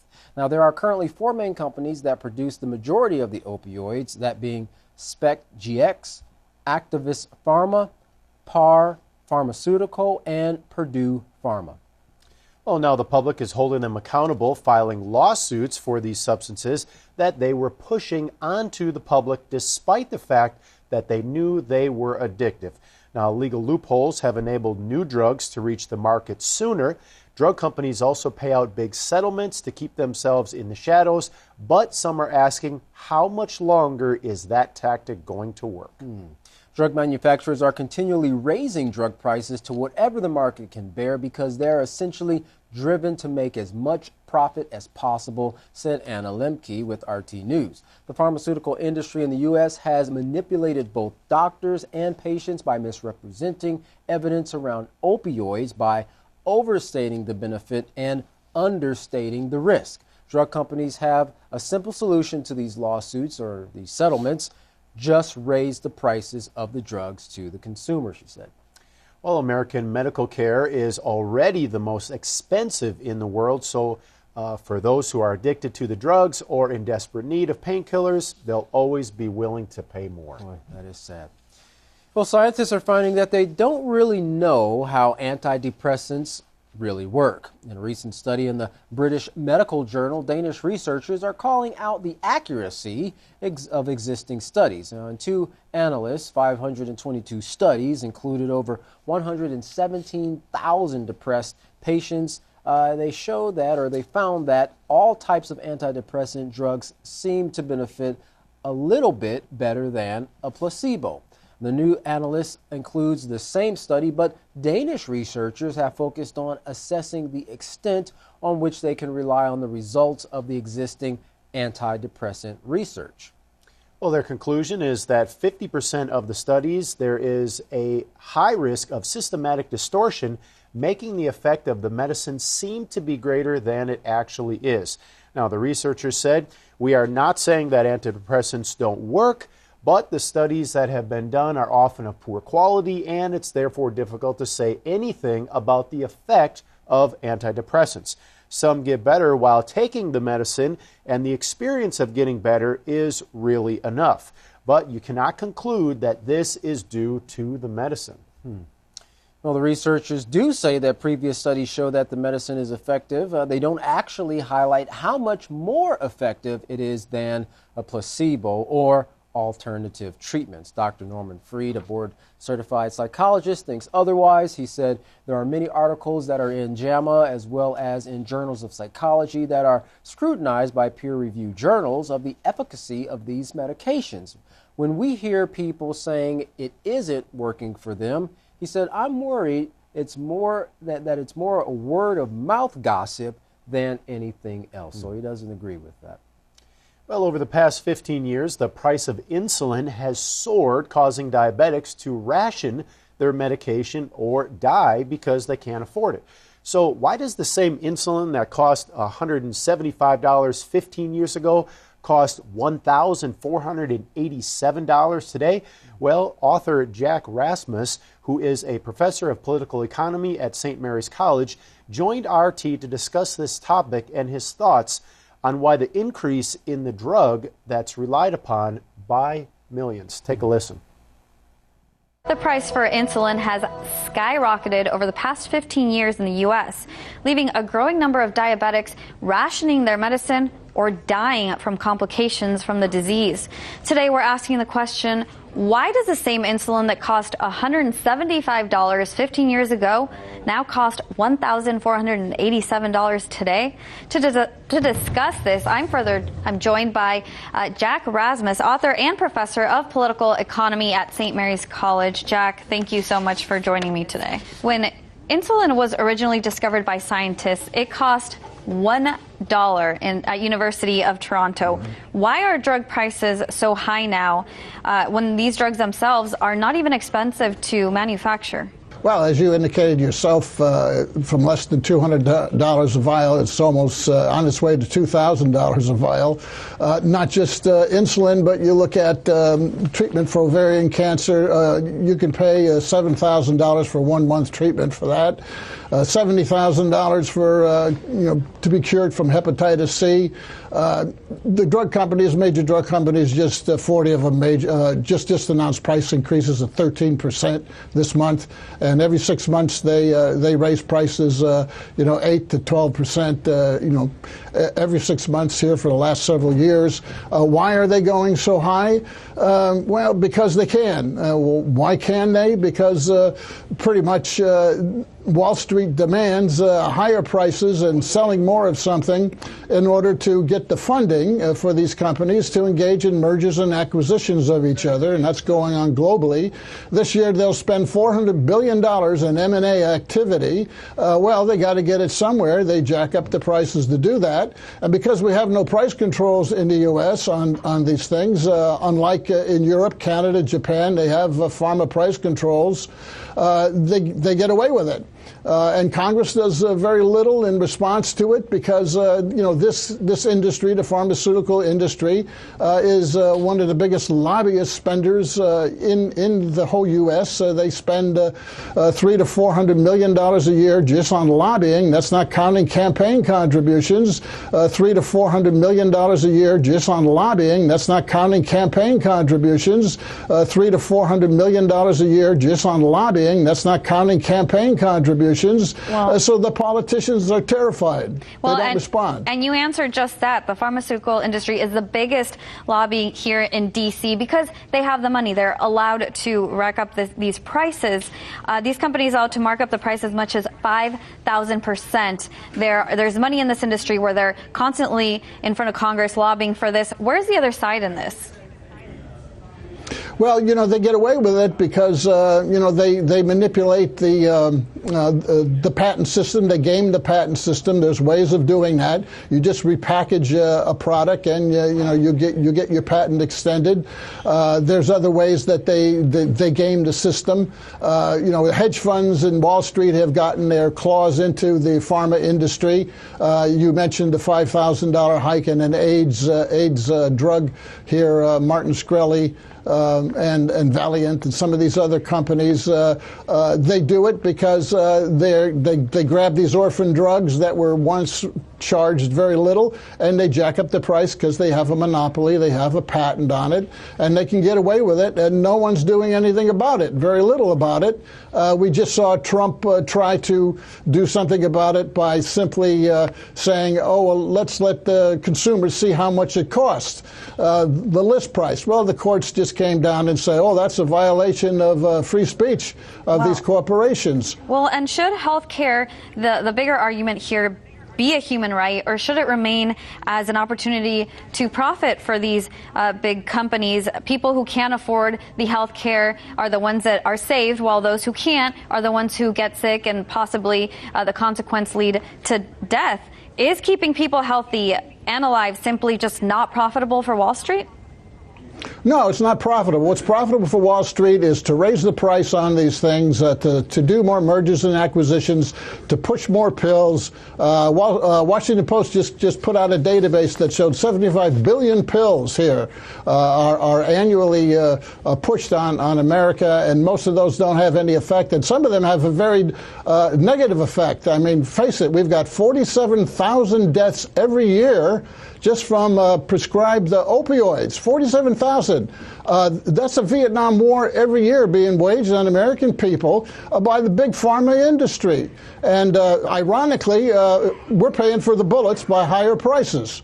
Yes, it's very profitable to kill people with overdoses for drugs. Yes, it's very profitable to kill people with overdoses for drugs. Yes, it's very profitable to kill people with overdoses for drugs like fentanyl and OxyContin, but it's also very profitable to just push more of it onto people, and that's what Wall Street wants, because pharma has to make big profits. It's all about if profit. They're going to get big money. It's all about the money. The opioid crisis has gone further out of control, and we see doctors just prescribing these medications like nothing, where we need to do more to really get that out there and control the opioid crisis.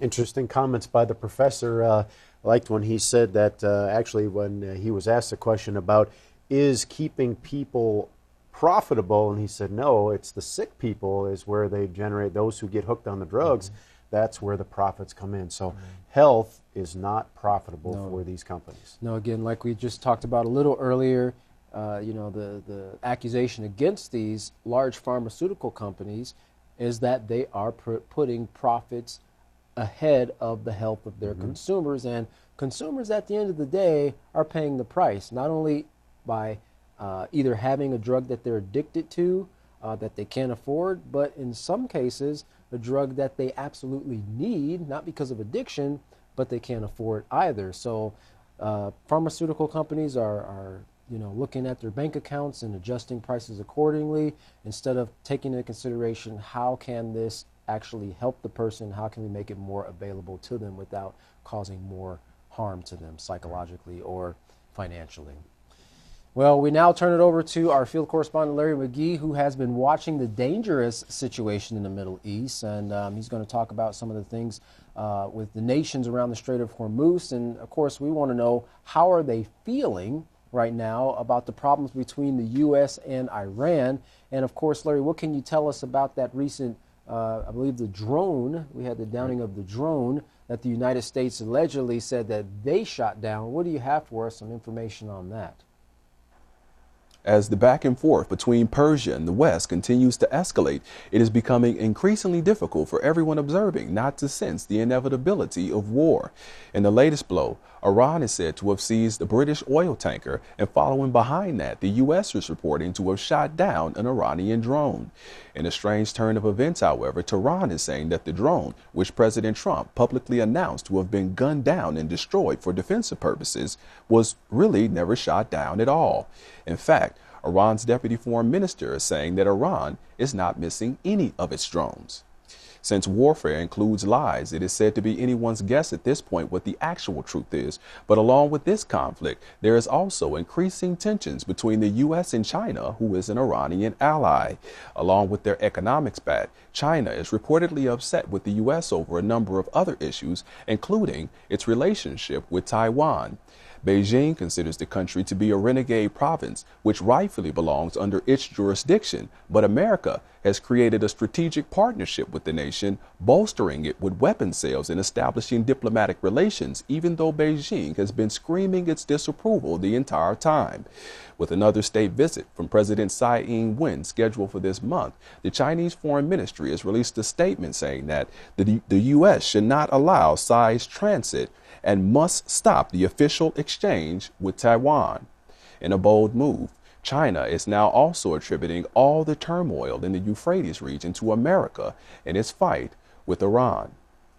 That fight is yet to produce any human casualties on the American side, and Iranian Foreign Minister Javad Zarif, who was in the States this week to exercise diplomacy, says Iran would like to keep it that way. France is reportedly also getting involved to try and ensure that cooler heads prevail in the powder keg conflict that Mrs. Zarif is admitting was just minutes away from exploding into a full-blown war recently with the downing of a U.S. drone. All attempts at mediation between the two nations has urged diplomacy, but as for the two powers themselves, Iran says it is willing to negotiate if America lifts sanctions. And in response, America has imposed more sanctions, so the two nations remain deadlocked in a very precarious and perilous stalemate. The U.S. wants to see Iran cease all enrichment of uranium, even the allowable amounts permitted by the 2015 agreement, which America has pulled out of, but China, Russia, and other international co-signers are still advocating. Despite increasing hostilities, both Washington and Tehran continue to assert a desire to avoid war.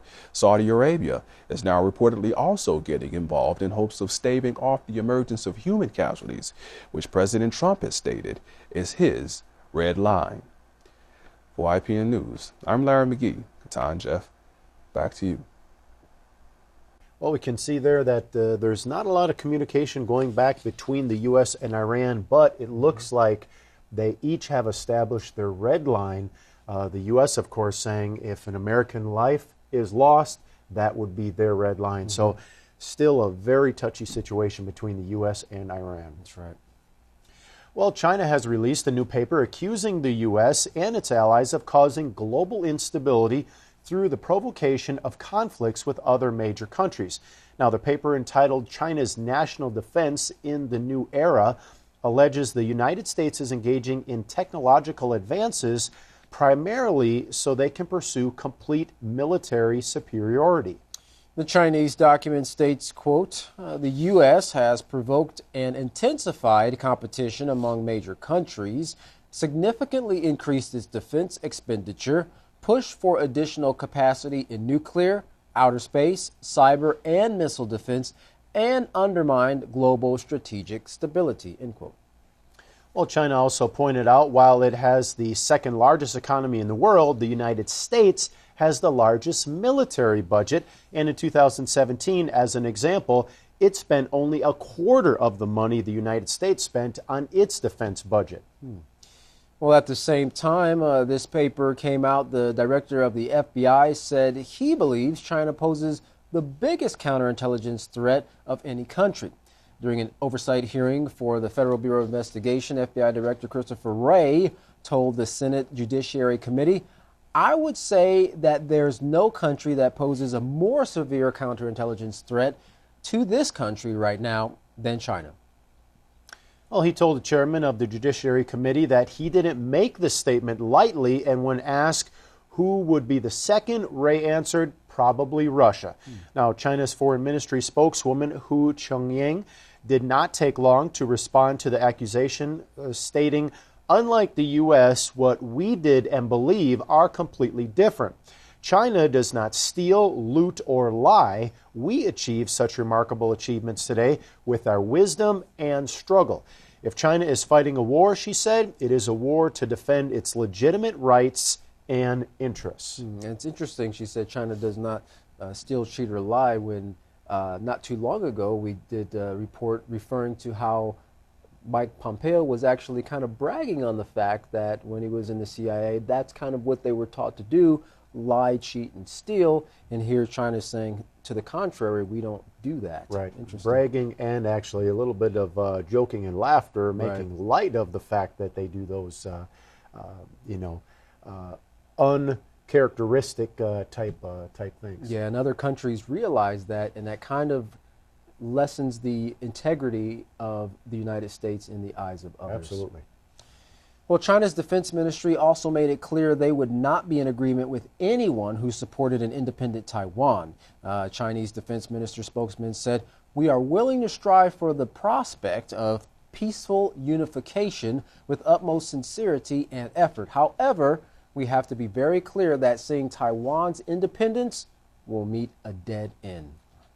Well, he continued, if anyone dares to separate Taiwan from China, the Chinese army will certainly fight, resolutely defending the country's sovereign unity and territorial integrity. Well, due to the rising tensions between the U.S. and Iran, we have just heard about, the Pentagon is preparing for a worst-case scenario. What looks like in the middle of nowhere in the Saudi Arabian desert is actually very near the Prince Sultan Air Base, or PSAB, as soldiers call it. General Frank McKenzie, the top U.S. military commander for the Middle East, is there to work on a major new military buildup for a possible war with Iran. Well, Prince Sultan Air Base, while not surrounded by anything but sand, is far from unequipped.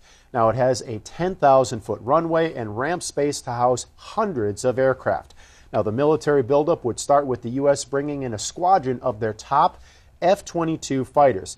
But that's just the beginning. And General McKenzie told CBS News' David Martin, there have been a lot of planes there in the past, so you could bring as many as you want to Prince Sultan Air Base, indicating the capacity is very large. Well, looking back in history to the eve of the first Gulf War in 1990, the air base was filled with American warplanes from wingtip to wingtip, ready to go to war with Iraq. Now, almost 30 years later, the U.S. and its allies are on a similar course of rising tensions, this time with Iran. Well, based on the capabilities of the air base, it appears to be at the beginning of preparations to handle an all-out war with Iran. But General McKenzie prefers to say, quote, "It's like a signal that we're not going to be cowed," in other words, intimidated, by Iranian malign activities. The base will be supplied through the Saudi port of Yanbu, which is along the Red Sea. This will allow the U.S. to bring in spare ammunition and parts without having to pass through the Strait of Hormuz. And of course, this will avoid the watchful eyes of the Iranian Navy. It is clear from these developments that the U.S. is preparing for the possibility of a war with Iran. And going back to something that was mentioned in our field correspondent Larry McGee's articles, that the U.S. and Iran were minutes away from war when that drone was first shot down. And that was the drone that was confirmed when the Iranians shot down the U.S. drone. But that right there just is a huge signal that we are very close on the brink of war with Iran.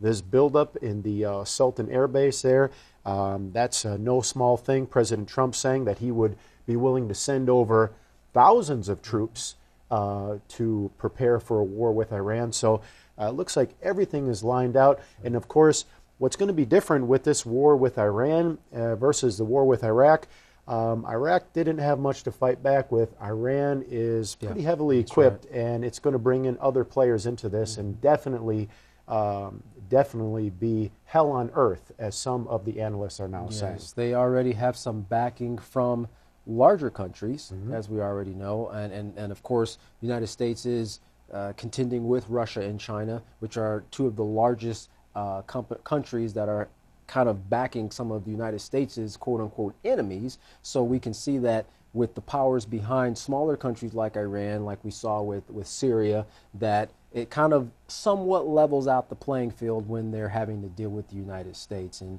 what we're seeing here is like we said, like you just said, bringing us closer to war. And if they haven't already, I have a feeling that at some point, you know, they're going to move that doomsday clock a little bit closer to midnight, because we're definitely looking like we're getting to that point.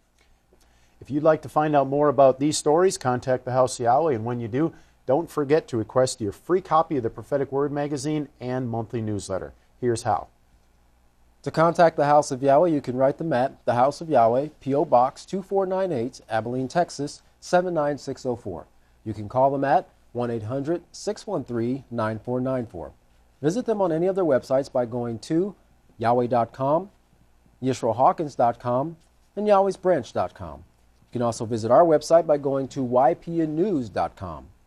You can email the House of Yahweh at info@yahweh.com.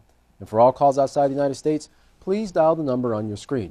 And again, as we've mentioned before, don't forget the free online versions of the Yisrael Says and Ask Yisrael programs that are perfect aids in assisting you in studying and understanding the things written in your Holy Scriptures, including the prophecies for this time period. You can find those programs by typing in YisraelSays.com and AskYisrael.com. Well, don't go anywhere. Up next is another enlightening and cheerful message from Yisrael Hawkins. From all of us here at YPN News, I'm Jeffrey Heimerman. And I'm Katan Alexander. Thanks for watching.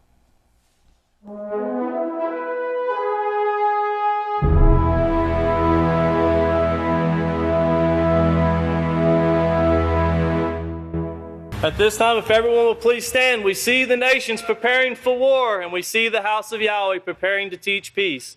And at this time, I would like to introduce the greatest teacher of peace here on this earth, the great Kahan Yisrael, Abel Hawkins. Praise Yahweh!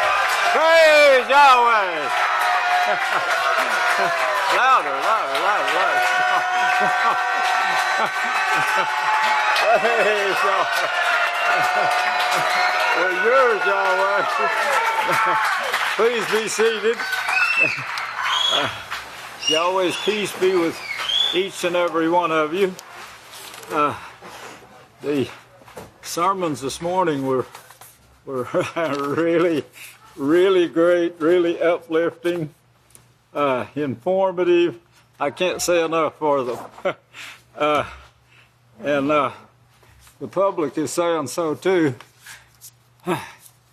I'll lay this out here for you to see while I'm speaking. You can get that number in there. Can everybody see that?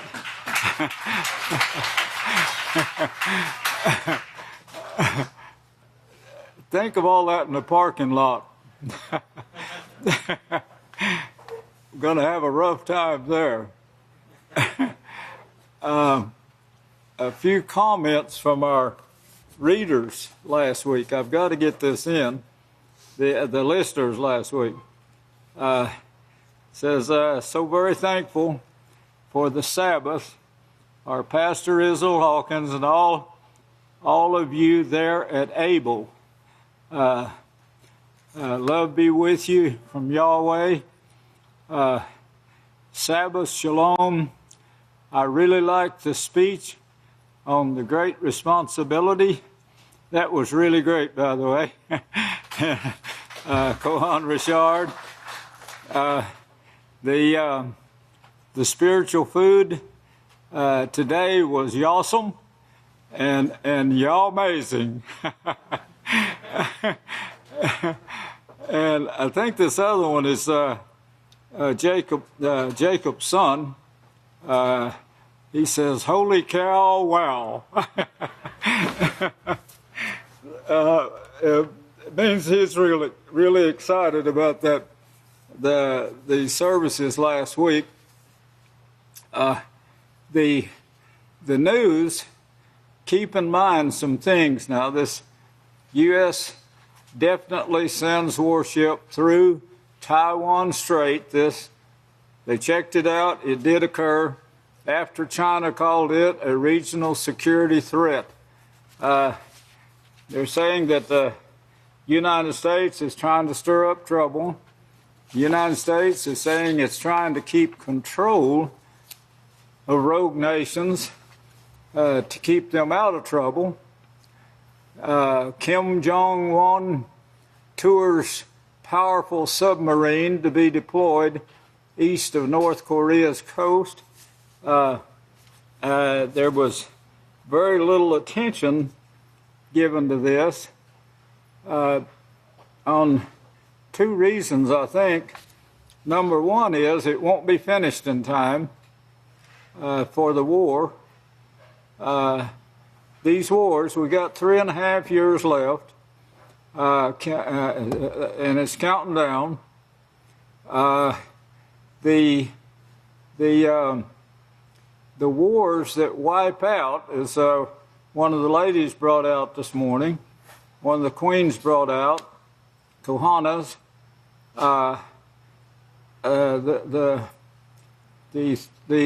in this time period, first you've got to understand that there's a third of the people have got to be killed over that fourth part of the earth in and around the great river Euphrates. That's the first wars. That is nuclear. That's the part that's nuclear there, that takes place. It hasn't been so far. It started and Yahweh stopped it. It started to take place and Yahweh stopped it. That was Revelation 7. And then now it's going to be turned loose again, and they're calling the weapons tactical nuclear weapons. And this is shown, of course, in Revelations 9. The colors are the three colors that show you the mushroom cloud that I brought out in the mark of the beast and got you a picture there, and the colors and how this makeup looks from Yahweh in heaven and here on earth also.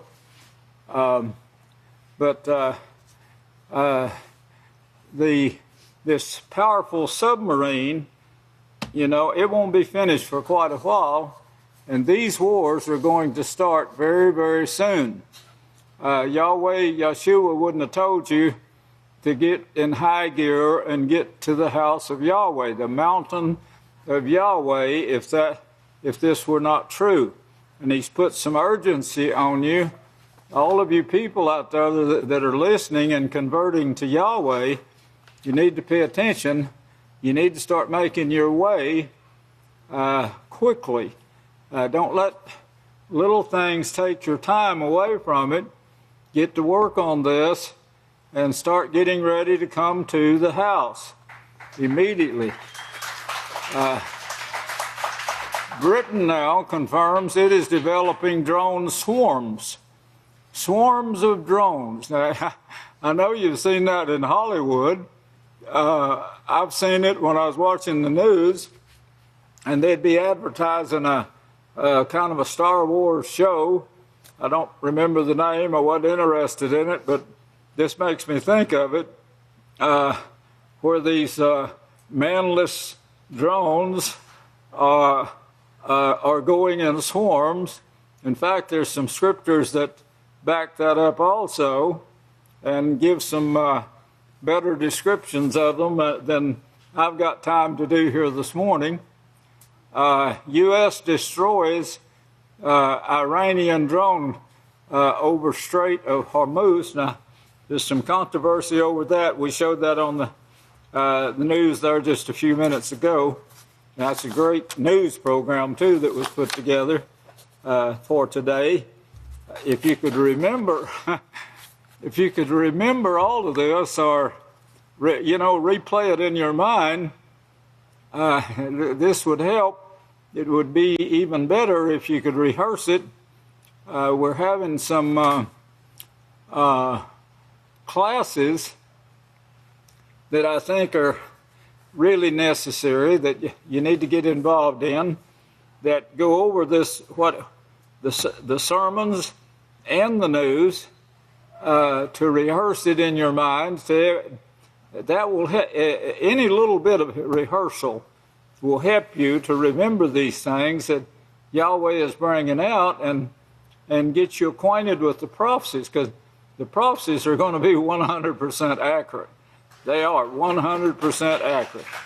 Not one of them will fail. The House of Yahweh is producing and spreading it all over the world to all nations, the peaceful solution that Yahweh offered in the beginning. And we have to prove this now because of the deception throughout the world, because the Christians are saying, go on, go to battle, be evil as the gods, and Jesus, their false god Jesus. Now, I know that they know this is false. We brought out enough to prove that 10 times over, that the word Jesus, there was no J in the English language until 1600. Now, what was his name before that? Just think a little, you preachers out there. You're bringing forth trash of no benefit, and if you think you're going to be evil and get raptured up, you're fooling everybody. You're fooling all the people that are with you. It's going to be on the priests as well, the preachers. Isaiah 24, 1 through 6, you need to read it. This burning is going to be upon you. You're not going to escape through some kind of rapture. It's not shown in Scripture. You're twisting the Scriptures. You're lying to the people. These lies that you're getting was started by the Catholic Church. That's Yada. Yada's spread all over the world now, When I first came to Abilene, I ate a little at the Dixie Pig restaurant. And I found out right away that Jews were everywhere here. They called them Jews. The Hebrew people. One owned the Dixie Pig restaurant. And I said, I can't believe that a Hebrew would have a name of a business called the Dixie Pig. He said, he looked at me and looked at my badge, my uniform. He said, well, that's what I thought of you. I can't believe that a Hebrew would be here dressed in a police uniform. But he told me, he said, they're everywhere. You know, a lot of them here, and you'll get acquainted with them, he said. I said, you mean they break the law? And he said, no, I'm not talking about that. They'll look you up. They'll find you. Well, anyway, the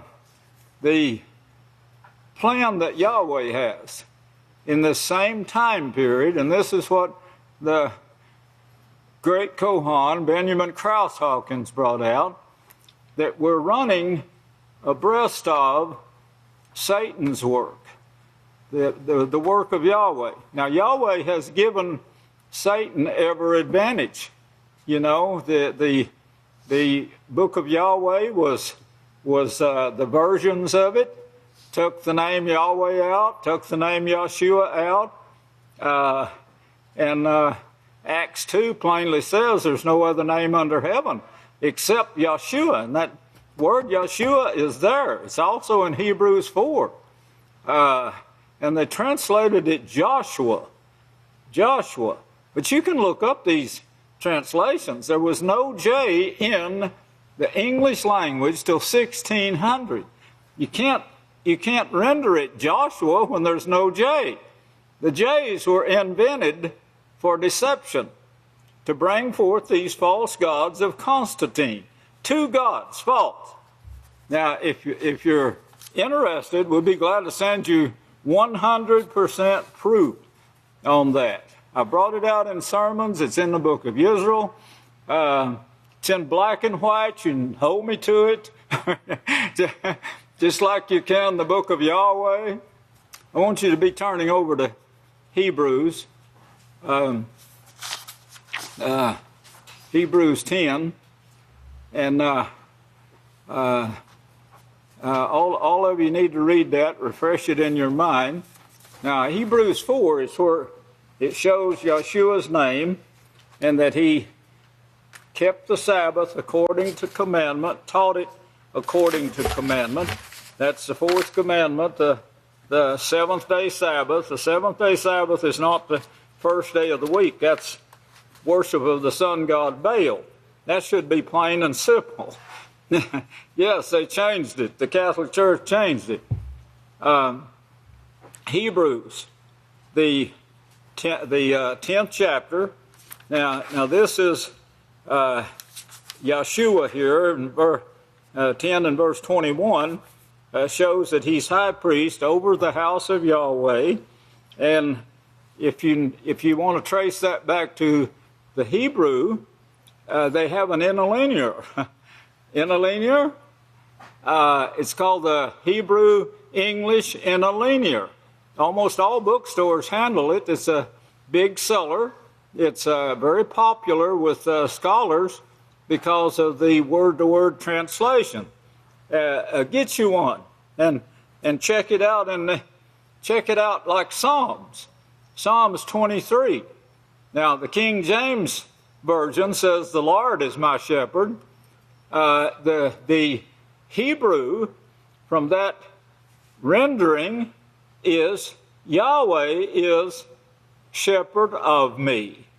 Yahweh, and it plainly gives you the name. How to spell it in English, even. These things are not made up at the house of Yahweh. We just simply bring you the facts. Praise Yahweh. But look at verse 16. He says, this is the covenant that I will renew with them after those days, says Yahweh. I will put my laws into their hearts, and in their minds I will write them. If you read that in Hebrew, you'll see the same thing there. You'll also see where it actually takes place, when the time period it takes place. It takes place in our time period.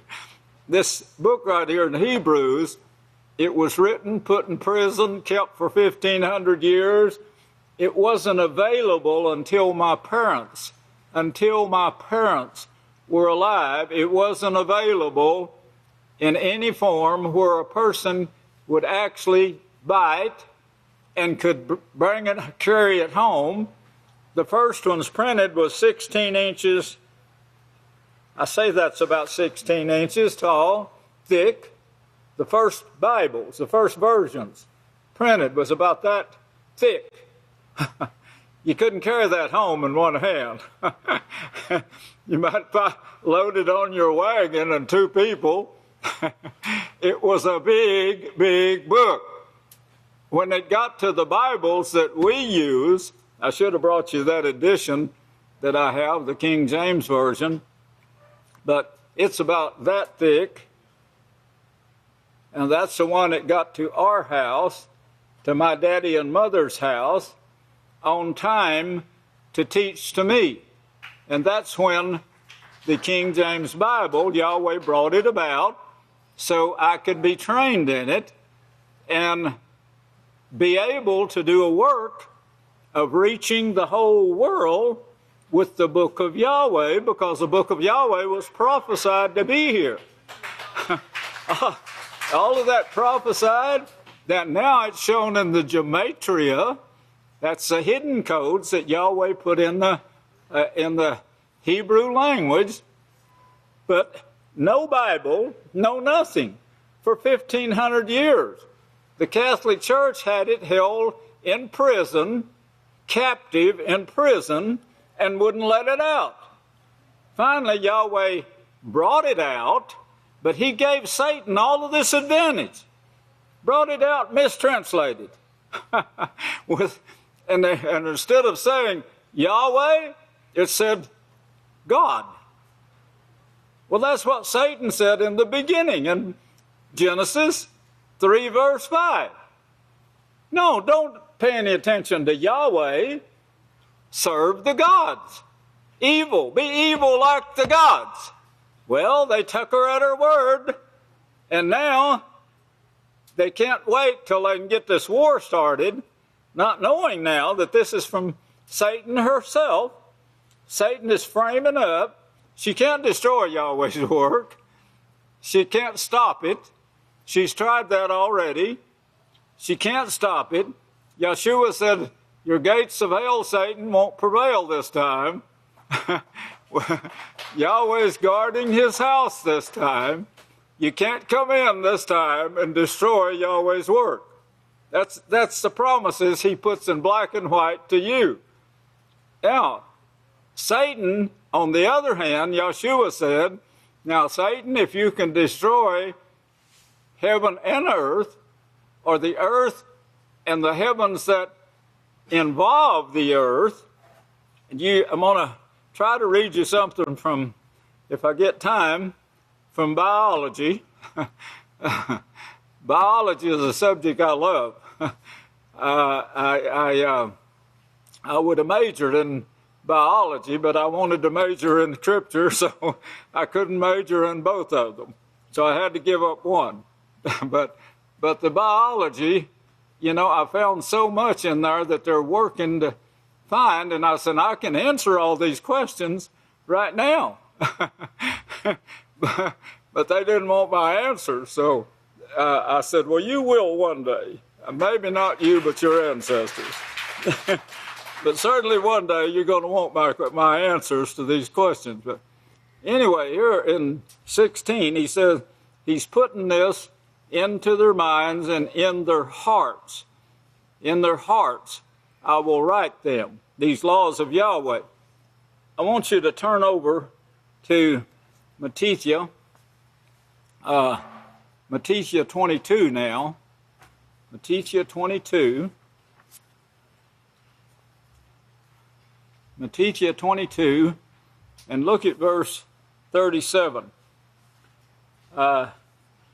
Now he says, Yeshua the Savior, the true Savior, that's his name, Yeshua. It means Yahweh will save his people from their sins. He says, Yeshua said to him, you must love Yahweh. The King James uses the word shalt, love the Lord. Thou shalt love the Lord thy God. So Yahweh gave them this advantage and let them put out this King James version And even in the King James Version, he went to showing me things. And I showed them to some preachers. One of them threw his Bible against the wall. He got so angry. I wasn't angry. I was just showing him a verse and letting him read it in his own Bible. Another one broke down and started crying. And I said, "Are you repenting?" It's sad. You know, the Bible says one thing, the King James Version even says one thing, and the preachers are saying not that, they're saying what the Catholic Church told them to say. The leader of the religions of the earth told them, don't use the name Yahweh. And they say the reason they did it back in Jerusalem, back in Israel, the reason they did it was out of respect for God. Not out of respect for Yahweh now, see? But people think they're referring to the Creator when they say God. This, too, of course, is a false name, a false title. It don't belong to Yahweh. In fact, if you'll look up the etymology, you'll see it doesn't belong to anybody. It's a made-up word. But there's certain things that's applied to, like power, force, all the things you'd put forth in your army to go out and steal everything from taking land and people and all their possessions. The Amplified Bible does the same thing. Now, Yahweh allowed this to take place. He allowed it. He gave Satan all the advantage, and he says, here's what I'm going to do. He says this to heaven and earth. In the last days, not now, I'm going to give you a head start here. 6,000 years head start, minus one generation. I'm going to give you a head start. You can do all the deceiving. Nothing will be withheld from you. That's in Genesis 10. Nothing will be withheld from you. You can do all of this deceiving you want to, but in the last days, I'm going to establish my house. In the last days. In Micaiah 4, 1 through 3.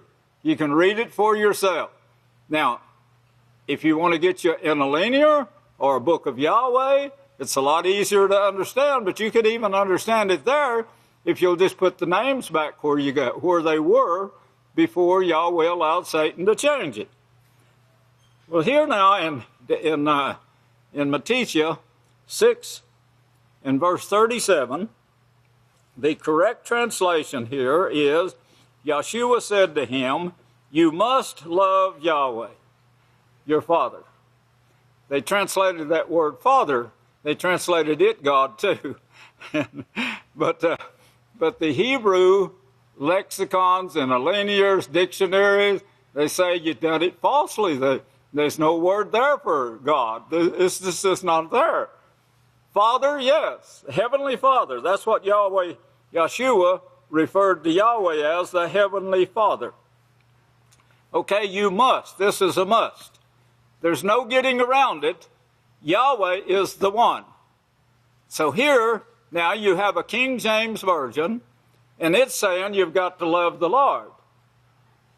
Or you've got to love God. That's what Satan says. See, in Genesis 3:5.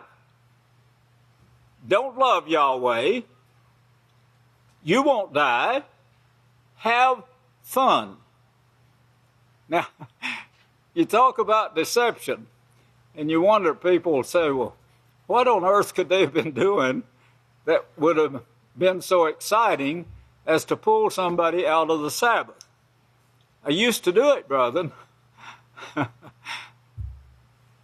If you watch the news in the past few weeks, you've been seeing a cowboy dressed. That's a deception. He's not a cowboy. I was a cowboy. I wrestle cows, rode cows, bulls, horses. From I think I was born on one. He's pulling the covered wagon. The mules were, and I was born either underneath that covered wagon or in the covered wagon, one of the two. I was raised up on the farm working cattle. I know what it is to be a farm boy. This guy is dressed like, in order to get attention, he's dressed like Roy Rogers. I forget the Gene Autry. Roy Rogers or Gene Autry. That was the two that copied the clothes that you changed into to go to town and go honky-tonking. I'm a honky-tonk man. Well, if you noticed it on the news, they showed it about 4 times. This man walking up the stairs with a hat on, Western hat on.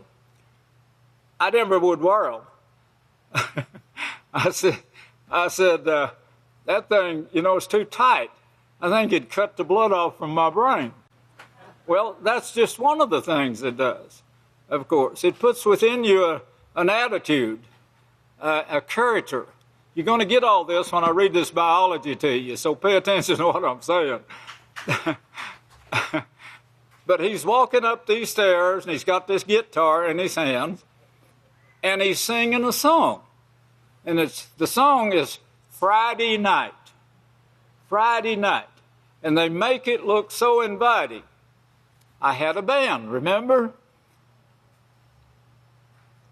We would go into a town or get ready to go into a town. We could place, at that time, we could place our folders on car windshields. There wasn't any laws against it. They passed it to stop us, I think. But we'd already quit anyway. But we put it on car windshields, pitched it inside the cars, and we advertised live band. Live band, we're going to be here. Well, the beer joints were not big enough to hold us, so we would move outside. We'd set up on the sidewalk. Cars would be coming down the street and throw their brakes on and back up and stop and come in. But we could draw huge crowds that way. These people don't have to go to all of that trouble. They can get on television and tell them it's Friday night. Friday night. The work is over, the work shut down, and I'm going to get me somebody new tonight. A little bit used and sickly maybe, but new to me.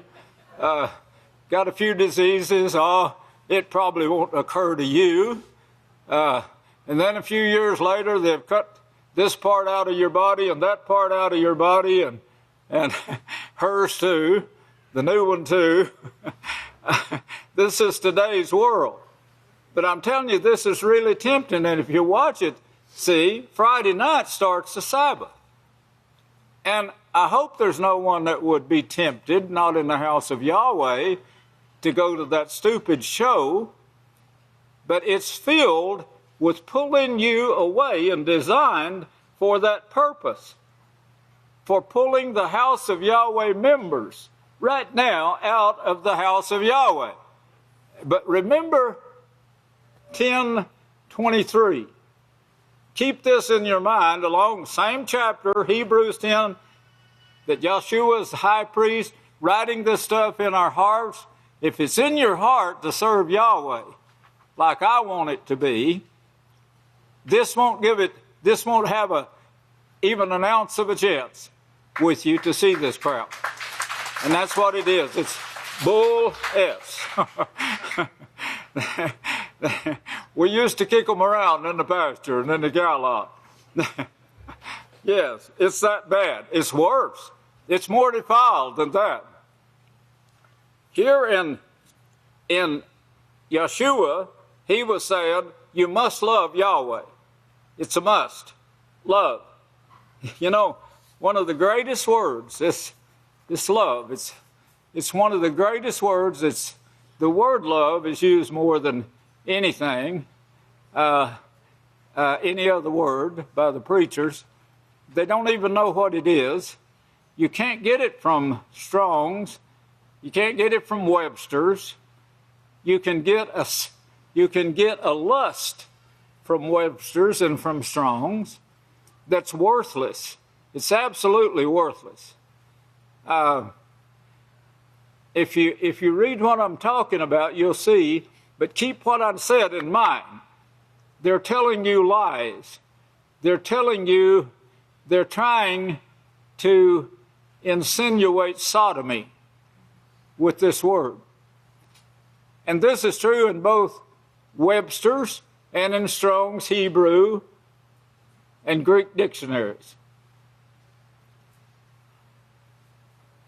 You know, I think since I'm short on time, I think I'm going to ask you to study these yourself, this word love. And you could bring 100 sermons on this easily, and they wouldn't be boring. Each one of them would be different of what the word love actually means. You can read the definitions in Strong's and Webster's dictionary. They're both the same. They push sodomy, and from there goes your bestiality and fornication and adultery. All of them fit together right there in the words they use.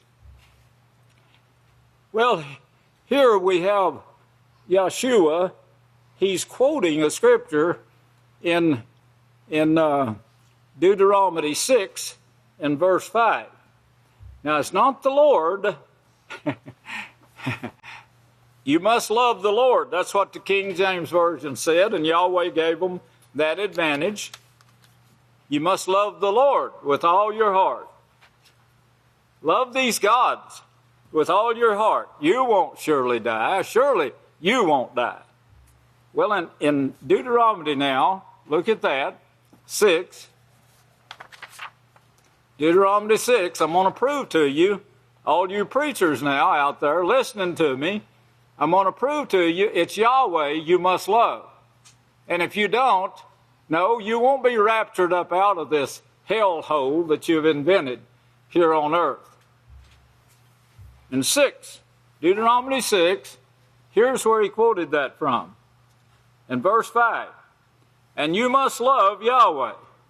You see that? This is what Yeshua quoted. I blew the scripture up in the interlinear. I told you, if you get you an interlinear, I don't think I blew it up enough, but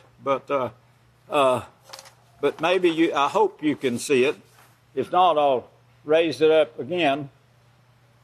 I got the word Yahweh circled. Can y'all read that from back there? Okay, all of you preachers should be able to see that. The interlinear, the Hebrew, English interlinear, shows you Yeshua's words. It's love Yahweh, not love Lord, not love God, as Satan wants you to believe, but love Yahweh. And they even spell it out for you in English. They give it to you there in Hebrew and spell it out for you in English. With all your heart. How about that? And you must, I'm reading from the interlinear, and you must love Yahweh, Father of you, with all of your heart. With heart of you is the way it's translated here. With heart of you, and with all of soul of you, and with all of strength of you. I think that means till you're dead, right? You'll surely have strength. You'll surely have strength to keep teaching like holy men of old did. Even if you die, you can do this right up till the time you die. And that's the law. That's the law that Yeshua was quoting and says it's a must. You must. Of course, you got to understand what love is, but I'll give you a couple of hints, then you can go from there. The King James Bible, if you can read it,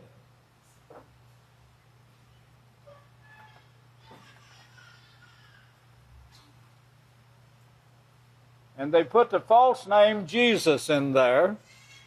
That's the first lie they tell you. The first advantage that Yahweh said you can take. Yes, you can do that. And he allowed it. Nothing was allowed without Yahweh's permission. That's what Yalkanan 1:1 says. Everything that was done there was allowed. But Yahweh said, all of it's false. And he says, in the last days I will establish my house. It'll be called the House of Yahweh. And as Psalms 23 says, it's forever. It's forever. So we knew that it's going to be brought back. And Jesus said unto him, thou shalt love the Lord thy God. This is Satan saying to them, you must love the Lord your God and with all your heart. Not Yahweh, but the Lord your God. The word Lord, Unger's Bible Dictionary tells you, it's a false title. It's a title of men.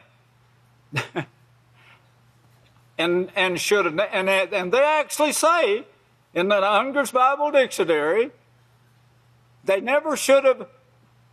should have kept the name Yahweh. They shouldn't have replaced it with these titles. That's what Unger's Bible Dictionary tells you. So you must love Yahweh. Now, the word love, I want you to look it up. You could, I'll start you off. Well, why don't you just start there? Right there, Deuteronomy 6. That would be a great place. If you look back there to verse 1, now these are the laws, the statutes, and the judgments.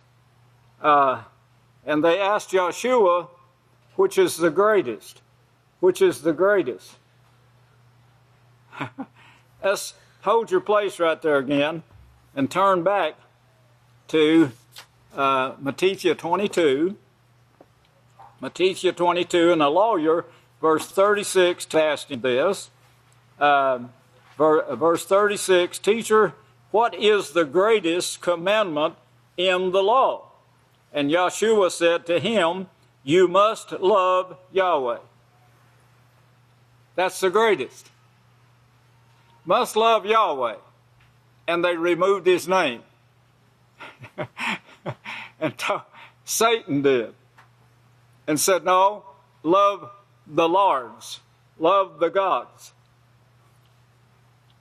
Your Father with all your heart, with all your soul, and with all your might. This is the first and greatest commandment. And the second is like to it, you shall love your neighbor as yourself. Now, I know you think from your activities, what your actions are, I know you think that loving your neighbor is going over there and wiping them out. Trump said he didn't want to kill 10 million in Afghanistan. He said, I could do it in 10 minutes. I believe that's what he said. I could do it in 10 minutes, but I don't want to. Now, they know the power of these bombs. They're going to start using them.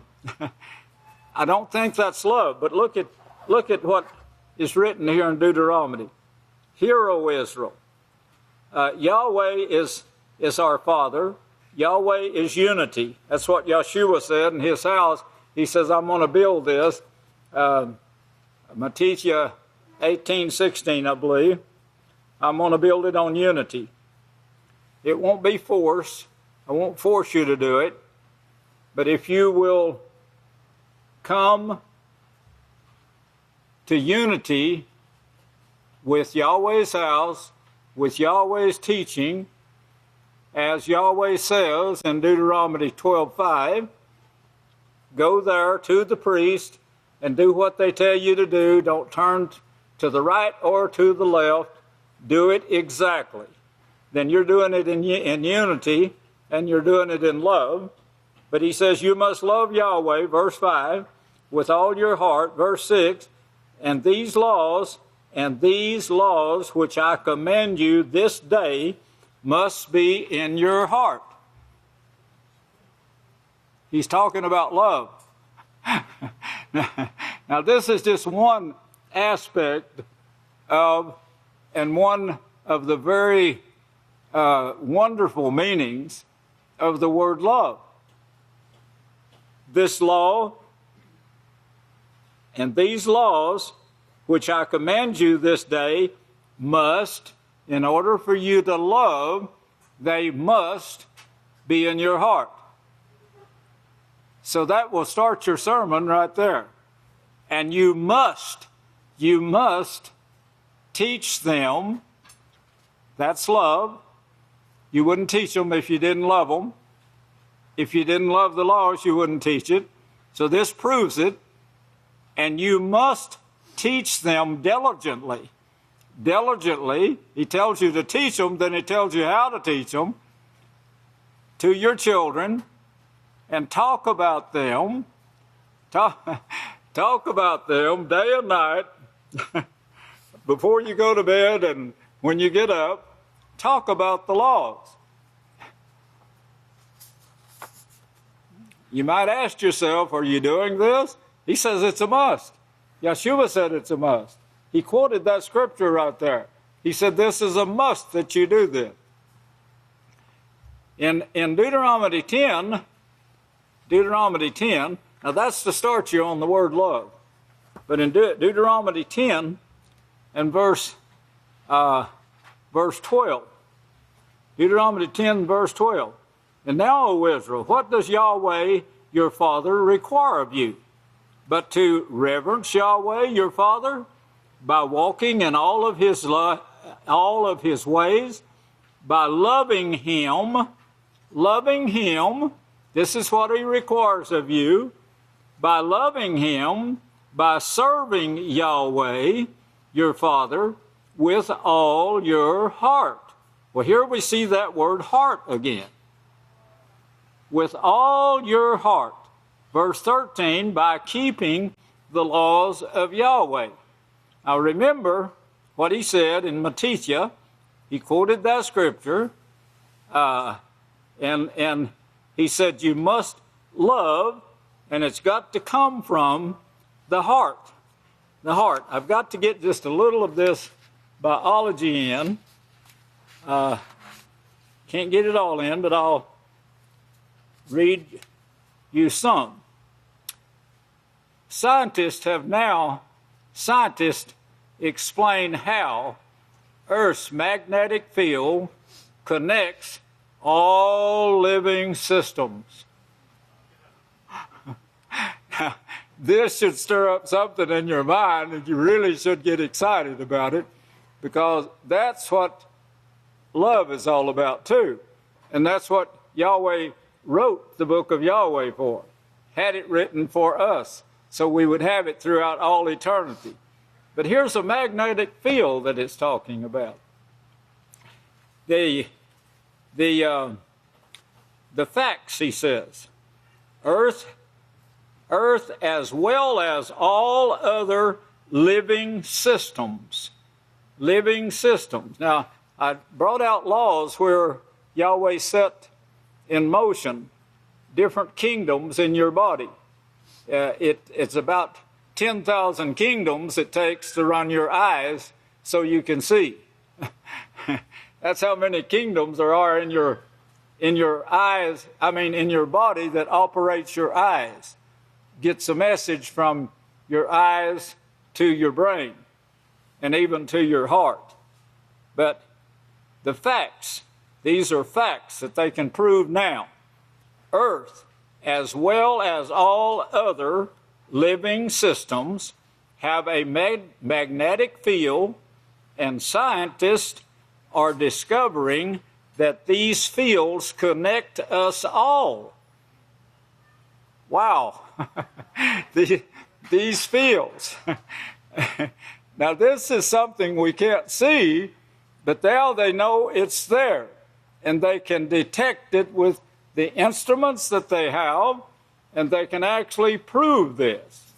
They're calling it a magnetic field. It's a little bit more than that I see in the scriptures. It's more than just a magnet, if that's what you got in mind, something that sucks you to earth if you jump up off of the ground or jump off of something, like a magnet that pulls you. It's similar to that, but it involves a lot more than that, and it's got to be combined with billions of other systems for this to work. Now, if you start thinking about Daniel right now, and what was brought out today, but what we brought out in the past, and the speaker that was dressed in linen, and how he actually spoke to Daniel.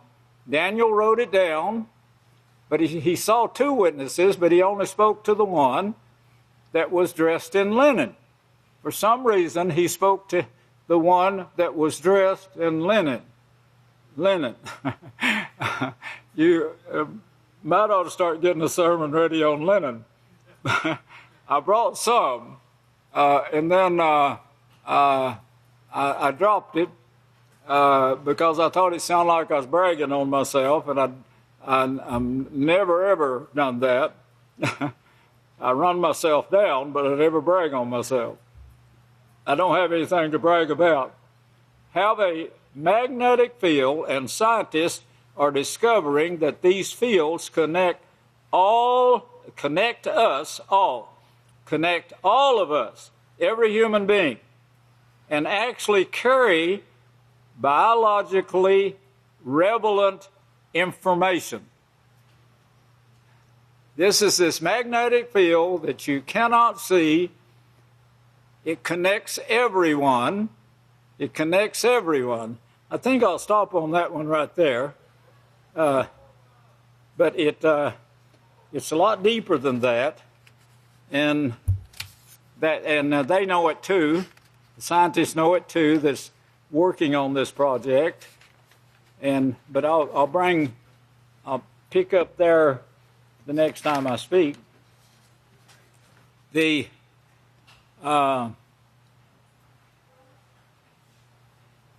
Remember this, and there's a gathering taking place that I wanted to get to, but and I will the next time, Yahweh willing. Right now you're being gathered, and of course this new biological discovery has to do with the calling of a person, because it brings connection between you, brethren. Your emotions affect this. Your actions affect it even more. Your bad actions push people away, push this character, this spirit, if you want to call it that, spirit holy, push it away from you. Bad actions, because it has to do, this magnetic field that they've discovered, it has to do not only with you, but with everybody that you are in touch with. And right now, you're in touch with heaven itself. Wow. This is going out not only to everyone on earth, this right now from you, it's actually causing people to tune in the broadcast or to not tune into it. It could be.